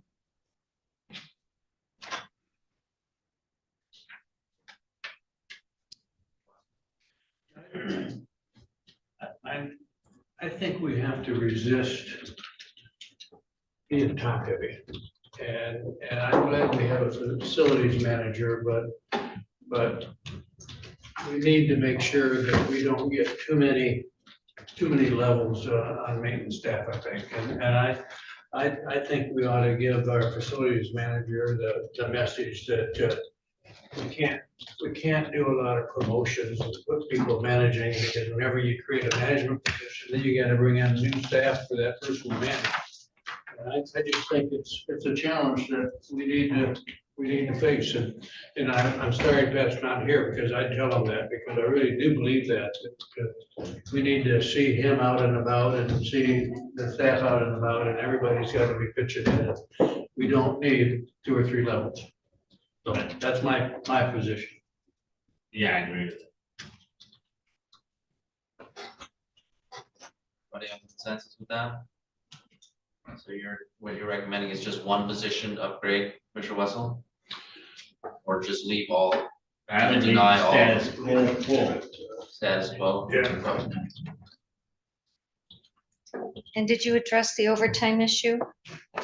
I'm sorry, I didn't write it down. Oh, well, actually, we didn't. We went on break. We're at 3,600 now and budgeted 3,000, and he wants to go from a budgeted 3,000 next year to 6,000. So that's reasonable, with the plan that, with the hope that he doesn't hit that 6,000 level. But obviously, he's gonna hit the 3,600 level. It's reasonable, but when you start breaking it down, you have, I don't know, who does the snow plowing? You have, I think Brand X doing them all. Dwayne's snow plows. Dwayne is salaried. what's that? Dwayne's snow plows and he's Okay. salaried. But, oh, that's right, okay, you're right. We don't do the mowing, we have Gary here that, does just about everything under the sun with his contract, so I'd really like to know where all the overtime is. But we also have two contracted workers in the summertime too. Right, That was the whole idea, to get rid of overtime. I just, I think 3,000's always worked, and Plus we have spinning hits too. Well, those guys used to do all I that. think it needs to be documented, presented to us a lot better than just throwing a number. But have we got an answer on where the overtime's coming from now, or is that just, we got no answer on that? No I would say explanation, leave it I at guess. the 3,600. Do you? I Leave it don't. at 3,000. Not in terms of what functions are actually being. I'll find that out. We use a lot of the overtime up in January to March or so. I don't. Well, that is salary. I think Dwayne is doing the plowing and he's salaried, so that's not an overtime issue. Okay. Well, in the facilities, you have to plow too.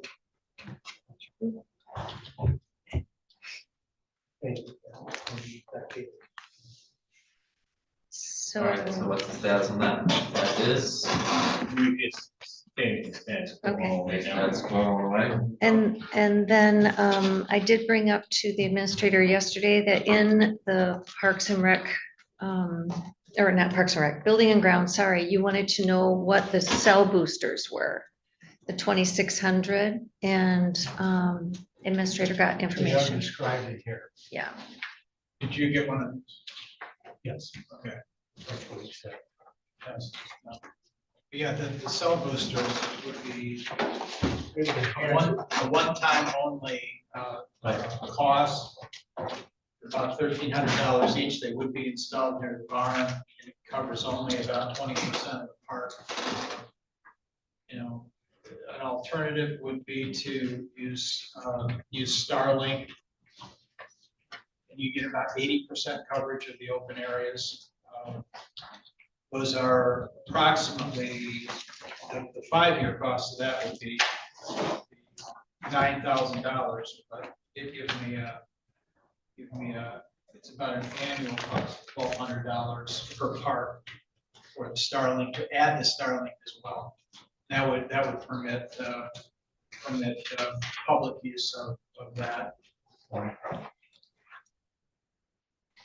Starlink is Wi-Fi though, it's not a cell phone. It is not, it's a Wi-Fi Yeah. system. But isn't that the whole point of parks, you know, middle of nowhere? Well, I think the cell phone booster makes sense, but I don't think Starlink does myself. And that was his actually original recommendation, was just the cell phone boosters.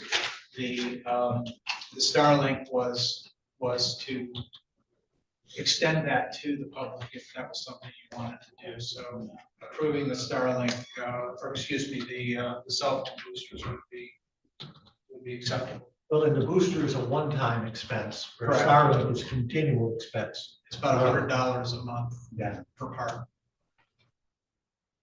And if you do the cell phone booster, I mean, that's just safety, you know, Right, well, at least gives them, instead of having to climb to the top of the hill, right, they just go over to the booster. right. Right. Well, I'm good with that, everybody's good with that. Yeah, So that would be a Parks and Rec expenditure, and that would be general fund. So they, of course, the Parks and Rec Commission makes their recommendations to you all on their capital projects. Do you want me to increase their budget by 2,600? Or just, That ought to be just building and grounds expense. Expense. it's for the workers, it's not Yeah. for the Parks and Rec. Can any, Right. but, oh, can anybody use it though? Like if I get close to the barn, I can Yeah. use it? Yes, Yeah, Oh, so that sounds like it would be Parks and Rec. that has to be cost allocated. To Parks and Rec. no, Parks and Rec is not cost allocated. Oh, No, okay. so it would just be under an office supply, a one-time purchase. exactly. Yeah, That's what- yeah, that's Yeah, what office supply at parks, Yeah. as long as you approve it. Okay. Do we want to check out the safety issue with our insurance coverage? Because we have a lot of people playing at parks, and if there's not emergency signal. They've not recommended it, but it's something that they may be an updated recommendation. The last review we had of the parks was in 2023. So it may be something that they would recommend now. I think we ought to charge the Parks and Recreation Commission to evaluate that. We had an accident at Peterson Park in Township, and there was no cell phone signal, and they fell down the stairs and way to contact emergency. Wow. And I think we just need to know that people now need cell phone service. Well, no, let's let the buyer beware, you know, if you're gonna get off the grid, or you're gonna go off and do this or do that, you have to take some responsibility yourself. The government can't be responsible for all of that, but we can't be responsible for all of that. I mean, that'd be like saying, okay, now, you know, we've gotta put a breathalyzer in every car so that everybody, when they leave, Talking about has our facilities. well, but this, you're going down that slope. If I can add a Parks and Rec agenda to have them review possibility. And I don't- And then Mark and I had a Mother. Well, no, But, yeah. you don't have a right to cell service. What? No one has a right to cell service. Right. I'm not talking about if we don't do cell service, then do we have some emergency signal there, or do we have a call button? Well, we did it in 1950, you could go to Pearson Park and nobody worried about it. This isn't the 1950s. Well, yeah, but mother's still at home. We don't have to be everybody's mother. We're at, and we only have 3 parks. And I don't know, this. Can I check with Kelly or Matt and see if there's been an issue on 911 calls for 3 parks? Yes. And then, go from there. And But I- 22 was gravel in 1950. And 22 wasn't there. okay, and then in buildings and grounds, Patrick had a request to increase travel to 11,751. Travel is currently at $345. He has presented several leadership workshops, tractor safety, women in law enforcement conference in Grand Rapids, NRPA or Michigan Recreational, he likes acronyms, let's see, annual conference, MSU, community development workshop, and public works and facility management seminars. Some of this would require overnight travel. He's recommending staff employees to go to some of these things. Traverse City, Grand Rapids seems to be the farthest distance for these workshops. There's 3 in Grand Rapids. And yesterday I spoke to him and several of those he'd be willing to eliminate, several of them he'd be willing to reduce from 3 staff members to 1 or 2, depending on the actual seminar. The one in particular was what's the top one, Kathy, on that? IFMA Facility Maintenance Leadership Workshop in Yeah. Grand Rapids. That one, he wanted to have 2 people go to, the others he could reduce it to 1 rather than multiple staff. And I think we could probably do, instead of an increase to $11,000, probably something closer to 6,000 would be reasonable. I haven't had a chance to go through and scope out the exact cost of the items that he would like to add, but they did seem reasonable to me, and I think that $6,000 amount would be appropriate. I support that. Comfortable with that? Then he had education.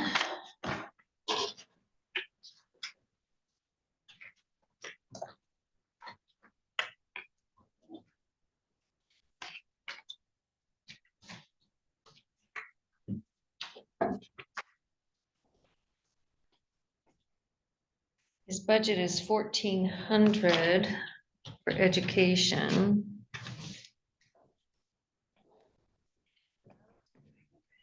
His narrative.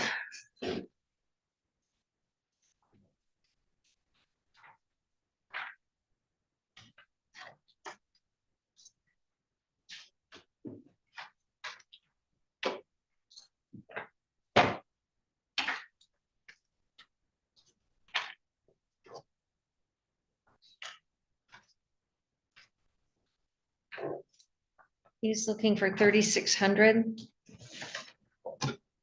$3,656 to attend a webinar. It's virtual, but there's registration fees with these things.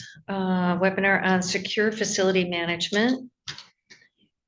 There's a webinar on chiller operation course.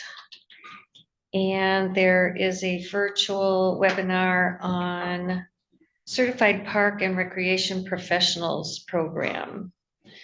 Prepares technician for Parks Recs manager role, enhancing management of our parks.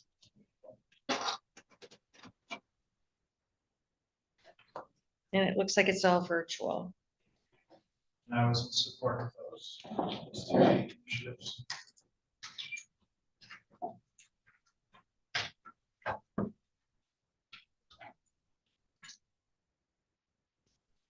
And get any nod or nays, so yeah. Do I have some affirmative nods? Yeah, I'm just a little uncomfortable that we're sitting up here, and this almost feels like micromanaging, deciding which conferences we can have staff do virtual conference attended. I think we ought to ask our administrator to work with our administrators or our managers and department heads, and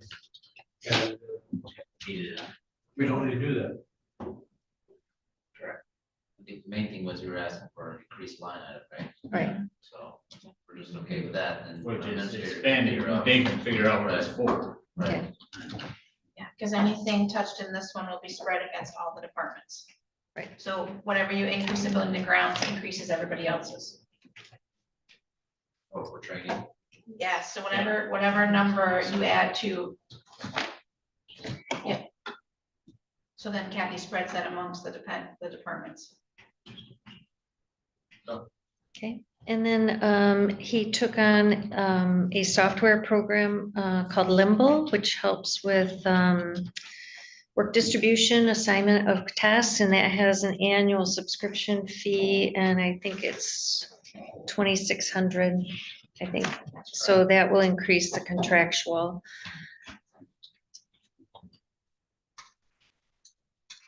And then he had a membership increase, very negligible. He already has $3,000 for some of the state of Michigan requirements we have. It was $588. I don't think you had any There's of, another $600 roughly for Right. the additional memberships. To support that. As well as the level program, the main function of that is to transition from do it when it's broke to a proactive maintenance to figure out what it is that's been done in the past. And you know what you're gonna need to do in the future.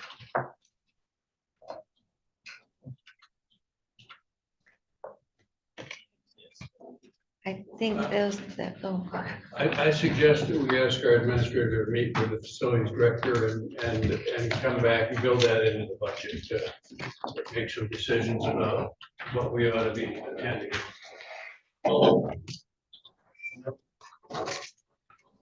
and I hope I've covered all the loose ends that I had. The only one that I had that I made a note on was the clerk had a possible reclassification of certain positions.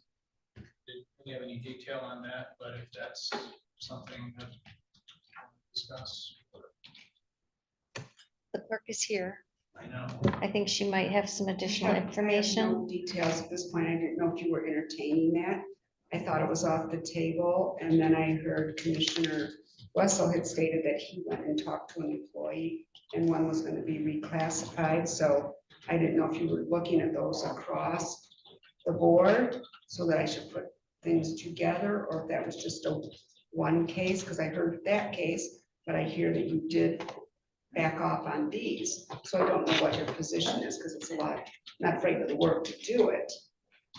But I'm also don't want to start an avalanche here either.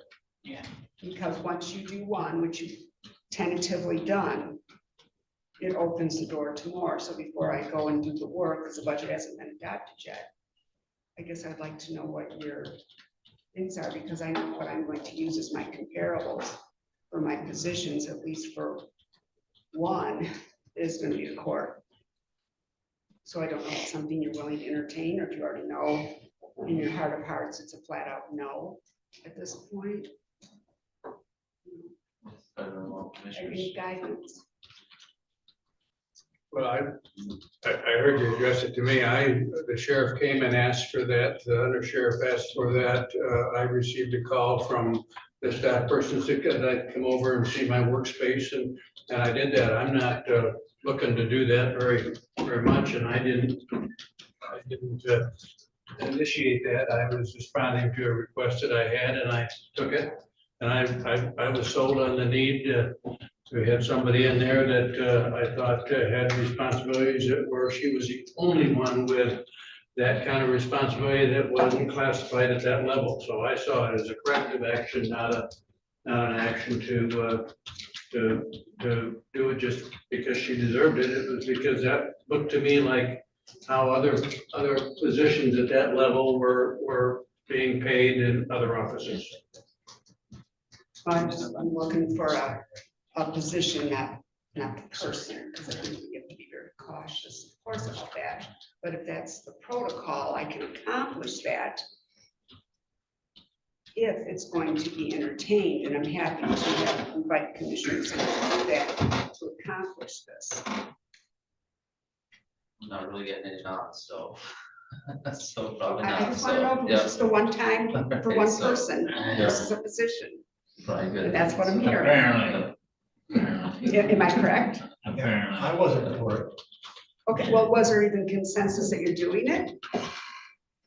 Because that tells me if I should not pursue this. So you're talking, so we're on the same page here.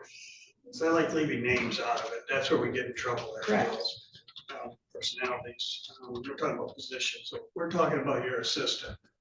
Is that the one we're talking about? No. Which one do you want to jump up? Well, my deputy clerk, Oh, all I've got 3 of them, but I don't know. The one I'm really looking on is focusing on is court, but I also don't want to start a domino effect because the way employees have been grouped was deliberate through negotiations. So this is outside of how our normal process is. And you can meet with me afterwards to give me some guidance. We've still got a couple weeks till your final meeting, because you can make changes at the public hearing. of them? Okay, I thought maybe your assistant was still one and. Leave it as is, because I'm not getting that, so we're good. Just like, yeah.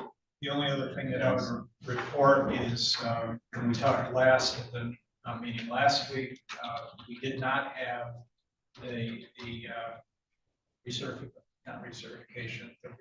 renewal of the Cross Blue Shield. We do have that now. I think it's tomorrow. We're set up a meeting to review that with our consultant. We'll have some better data for you on that. But our plan is to whatever that decision is to bake that right into the budget that we present to you, and then provide you information on what we've decided with the idea that we would try as hard as we can to maintain status quo of benefits and the plan itself in terms of the self-insured retention amount, all that. It's all possible. That's what we intend to do. We can do and what we currently allocate in the budget. Now, we'll have some further information for you on that. And we will, I think we will, as a pro forma, waive the statutory hard cap regarding 2026 health plan. To make it clear that we are waiving that requirement to limit the amount that we pay for healthcare, since that's been your historical plan all along. So just do that kind of proactively rather than sit and wait and see what the results might be. That'll be something you do with your budget resolution. Other than that, I don't think there's anything else that we need to discuss. Is that anything you got, Kathy? I guess I would like to know a bit about a timeline that we're looking at. Because I think if we're going to get a notice in the paper, it is due a week from Friday. Right. I think I think the plan is still to have a final budget in the hands of the Board of Commissioners by the 31st, and to hold our budget hearings same times as currently scheduled. The only question that I have in my mind is if you want to go through, have another meeting, just go through the budget sometime after it's prepared, presented to you on the 31st, is to have a final meeting for any tweaks you might want to make. Like a walkthrough? Like a walkthrough of the budget. Yeah, exactly. Like to do that, we can schedule something like that. I know I was late, so I missed two things. Where are we at with the grain or TNT vehicle? Because if we don't, We probably would purchase one less vehicle. what's that? We probably would purchase one less vehicle, for sure that. Okay, because, I mean, that would save them 75,000. Yeah.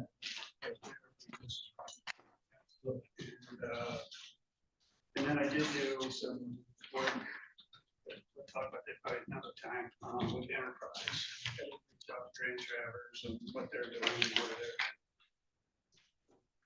Their stuff. And the other, And since you raised that, since our last conversation on that, also did a lot of additional research and got a whole bunch of other names that use that system, both long-term clients of enterprise and those that have recently switched over to do that. And a lot of research on the RFP that Enterprise won through Sourcewell. I got data regarding the actual RFP that that they responded to, how they were evaluated, and why they were the selection of Sourcewell. This is not statewide, this is national, where they were recommended as the source for this type of thing for governmental entities. And a number of the companies that do this sort of thing, they won't even talk to you if you have less than 100 vehicles. Enterprise threshold is 30. So we're just right at that threshold. No, I didn't find out anything negative. I just, as far as the patrol cars, you probably know, there's probably somebody downstate that's getting patrol cars, but up here, Antrim just started, so. Right. And Grand Traverse is not doing patrol cars. They're only doing the detective vehicles and your admin. So, and what I got from them, they had a meeting last week with Dean Bott, and what they were going to sort out is you pay up front or you budget, because there's about, you're going to pay one way or the other, And the only concern I had for us was, what do we do about these, like senior services, Kelly, and there's a couple others, so we're giving them the hand-me-down vehicles, so are we gonna be leasing a vehicle that's just gonna be, are we gonna put enough miles to justify that? That's something, again, that we can work with Enterprise. If we take that route, we can work with them to use the vehicles in that fashion. Okay. So, and then on the other thing that I don't think's been brought up, but it's caused a big avalanche for the last 4 years in this building, is everybody wants a pay raise. And we have elected people that are making less money than the union workers. And, we were gonna talk about that. I think we were gonna get some comparables. I don't know if we did. Kathy does have some data on Yeah, that. that's something we want to look at. Because, like I said, the one position I'm looking at that really sticks out is the undersheriff. The undersheriff position is making less than, Yep, we're aware of that. yeah, And that's something that I think we should address. yeah. I didn't know if it's something we're gonna try to do with this budget or not. I think we should do it in this budget. Yeah. It's up to you. It's at what level you want to do that. Yeah. What was the analysis you did on that, Kathy? Was it 10% increase, I think? I don't recall doing that. You asked me to do something for the non-union salaried. I did that for you. Maybe, did you ask Jen Kane, maybe? No. No, okay, just checking. Let's look and see what you've got, because that just doesn't ring a bell to me. Yeah, I'm trying to think on that. I thought, did it include that? Maybe not. Well, you asked if we wanted to meet on the 31st to review a near final. It could be the 31st or someday between the 31st and. Maybe we do that and couple that with a discussion of where we are as a board with what do we want to take on with adjustments of those elected officials, where we stand. I think what would be reasonable, we could give you an analysis of what the cost would be if we began it. The obvious would be at least a 3% increase, because that's what we budgeted for all the others. And maybe at a couple percentage points beyond that to give you an idea of what the cost would be for those increases. For the elected For officials. the elected officials and their deputies, right? Right. Right. I think we want to look at both elected officials and their deputies. That's maybe what. I guess the analysis you did. Maybe. No, it included deputies. I If it's did. even possible, I mean, where I'm kind of headed with this, I'd like to see it go where, where this is a one-time deal where the lieutenants get, excuse me, for example, they get a raise, everybody always jump up automatically. We wouldn't have to come back for it, like, they would always be rated so much above their deputies. Yeah, a lot of counties do that, where they rate their, the elected official or the chief or the immediate assistant, whatever that might be, the chief, the undersheriff, the chief deputy, would be 5% above the highest level, Right. the highest, non-executive positions, and the elected official being 5% above that. Right. I guess what it, what I was looking at too, where in the first year where we wouldn't have to do this, maybe just this year, but by the time we get to the election cycle here in 28 or whatever it is, we would be on track and they would have their raises and, just move forward on the next term. Everybody. Oh. That's a reasonable way to proceed. Good, and I justify it too. We'll get that analysis for you. Okay, and then in your budget book, the other thing that comes up every year is the non-union wage scale, which we'll talk about. Your Appropriations Act, it's under the first tab, General Information. Your budget rules, those also are part of the proposed budget that you'll get. So I've done a red line. Definite amendments to the appropriation resolution that I've already indicated we would include. Possibly some recommended adjustments to the budget rules as well. There's some red lines, but it's on the simple stuff, just changing dates. And I corrected the spelling of a word. But this is as they stand now. And October 31st, the courthouse is quite a busy place because we have trick or treating from 3 to 5. So if you are thinking about a meeting on the 31st, keep that in mind. I No, was thinking more first of November sometime. Right. That's what I was thinking. that would help me because I am a little under the gun. Do what? First of November sometime. That way it gives us a couple days to review, if they get it out on the 31st, to review it before we have a meeting. I would like to ask as the clerk sitting here to avoid November 4th. There's a jury trial and election. Just an FYI.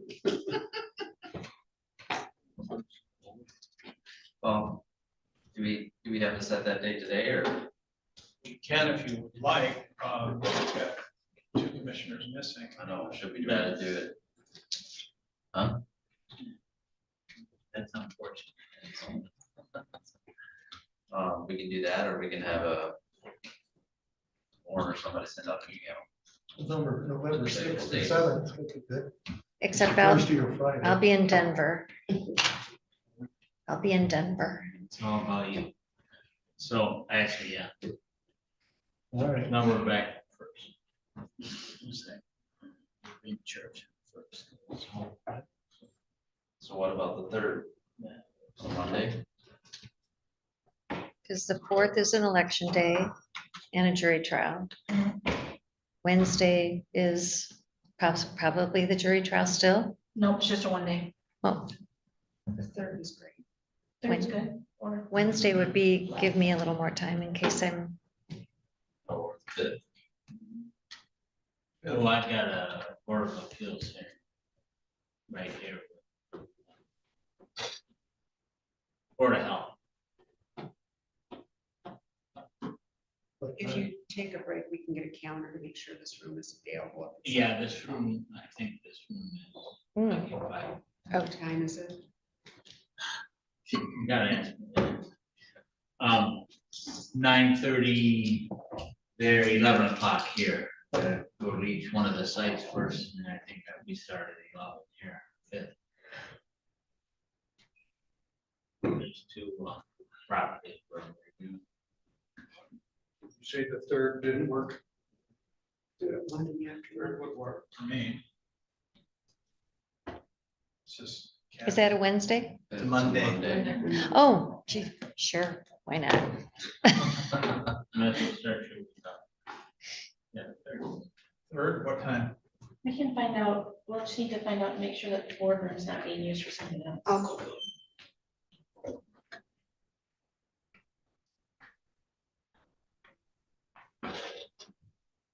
Because our executive isn't until the 12th, so we could even do it before like the 10th even, come back a week later. I think Gwen said she's back on the 9th. What's that? I think Gwen said she'd be back on the 9th. I think you're right. During the Oh, I think you're right. Yeah, So if we didn't, we could even do the 10th, because the 12th is executive. right? I'll still be in Denver. Oh, so okay, well, The 12th or no? third might be the best The then. 11th is a holiday here, we're Oh, closed. that's right. So executive is the 12th. So we can stick with the third then. Uh-oh. No, forget about all that. Right. So third, do we, Michelle? is checking. We're just checking the availability of the room. Room is available. Yeah, Do you have enough time to do it? Time for the third?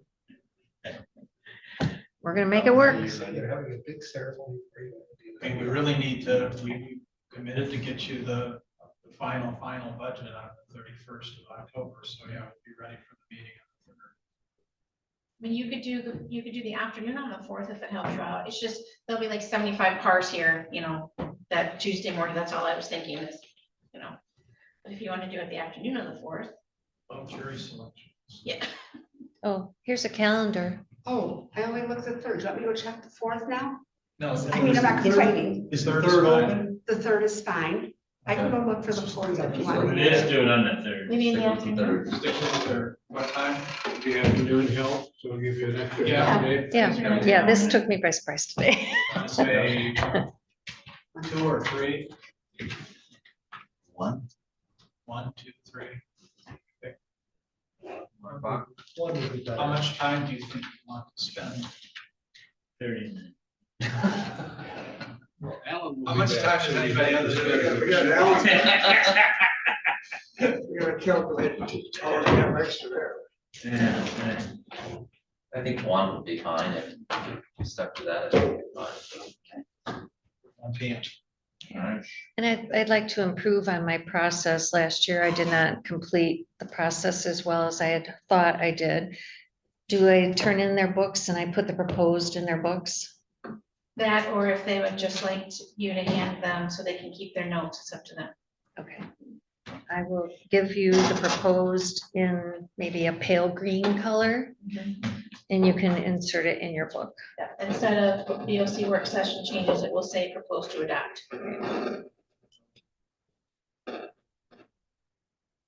All right, everybody good with that? Yep. All right, anything else? I'll shake it out. I appreciate it. On to public comments. Yes.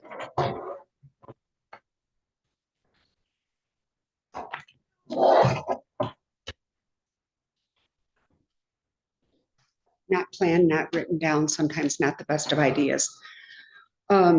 Just a couple things. I may speak again in November. I haven't decided. Thank you for resisting the decision to be top heavy. I think that's a good position. Also, when you look at reclassifying Teamsters positions, it's supposed to be about the positions, not those who are filling them. Those are required under the union to be posted internally so that everyone is given a fair shot to get those new jobs or those new changes. The other thing that we hear a lot about is retention and high cost. Kudos to, I guess, someone that can get a 9% pay increase regardless of how it's spread. We don't have, all of us don't have the power of the road behind us to do that. The last judge I saw that wanted to do that was in the 80s, and it was Justice Weaver when she threatened to put the whole Board of Commissioners in jail if they didn't get the pay increases they wanted. But retention and high costs affect all the employees in this building. They know what the wages are when they come here. And I hope that if you do proceed down that road, you think about all the employees in this building, even those that have just recently settled union contracts. And that will adjust them accordingly because they also have the high cost to live in here. When we have employees that have to move in with their parents while they're trying to save enough money to build a home, those are still high costs to them. And just because they may have been here for a long time, they still face those high costs. So if we're going to start giving 4.5% pay increases to some and not others, Leelanau County has never operated in that manner. It doesn't mean it's right. It doesn't mean it's wrong. But pay increases have been the same in this county for everyone forever. Doesn't mean it has to continue. But I'm just saying, because I didn't hear anyone mention changes in health insurance, vacation days, or personal. And I'm not trying to get anyone from not getting it. I'm saying, but please consider that.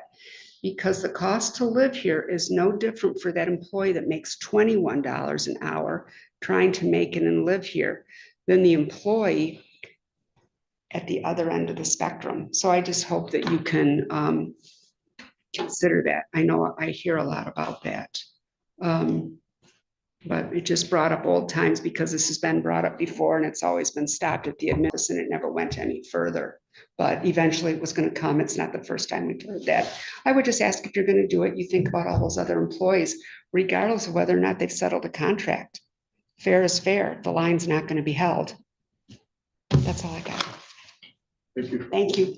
And thank you for what seemed to be a fairly productive budget meeting today. All right, any other public comment? All right, Commissioner comments? Commissioner Robbins?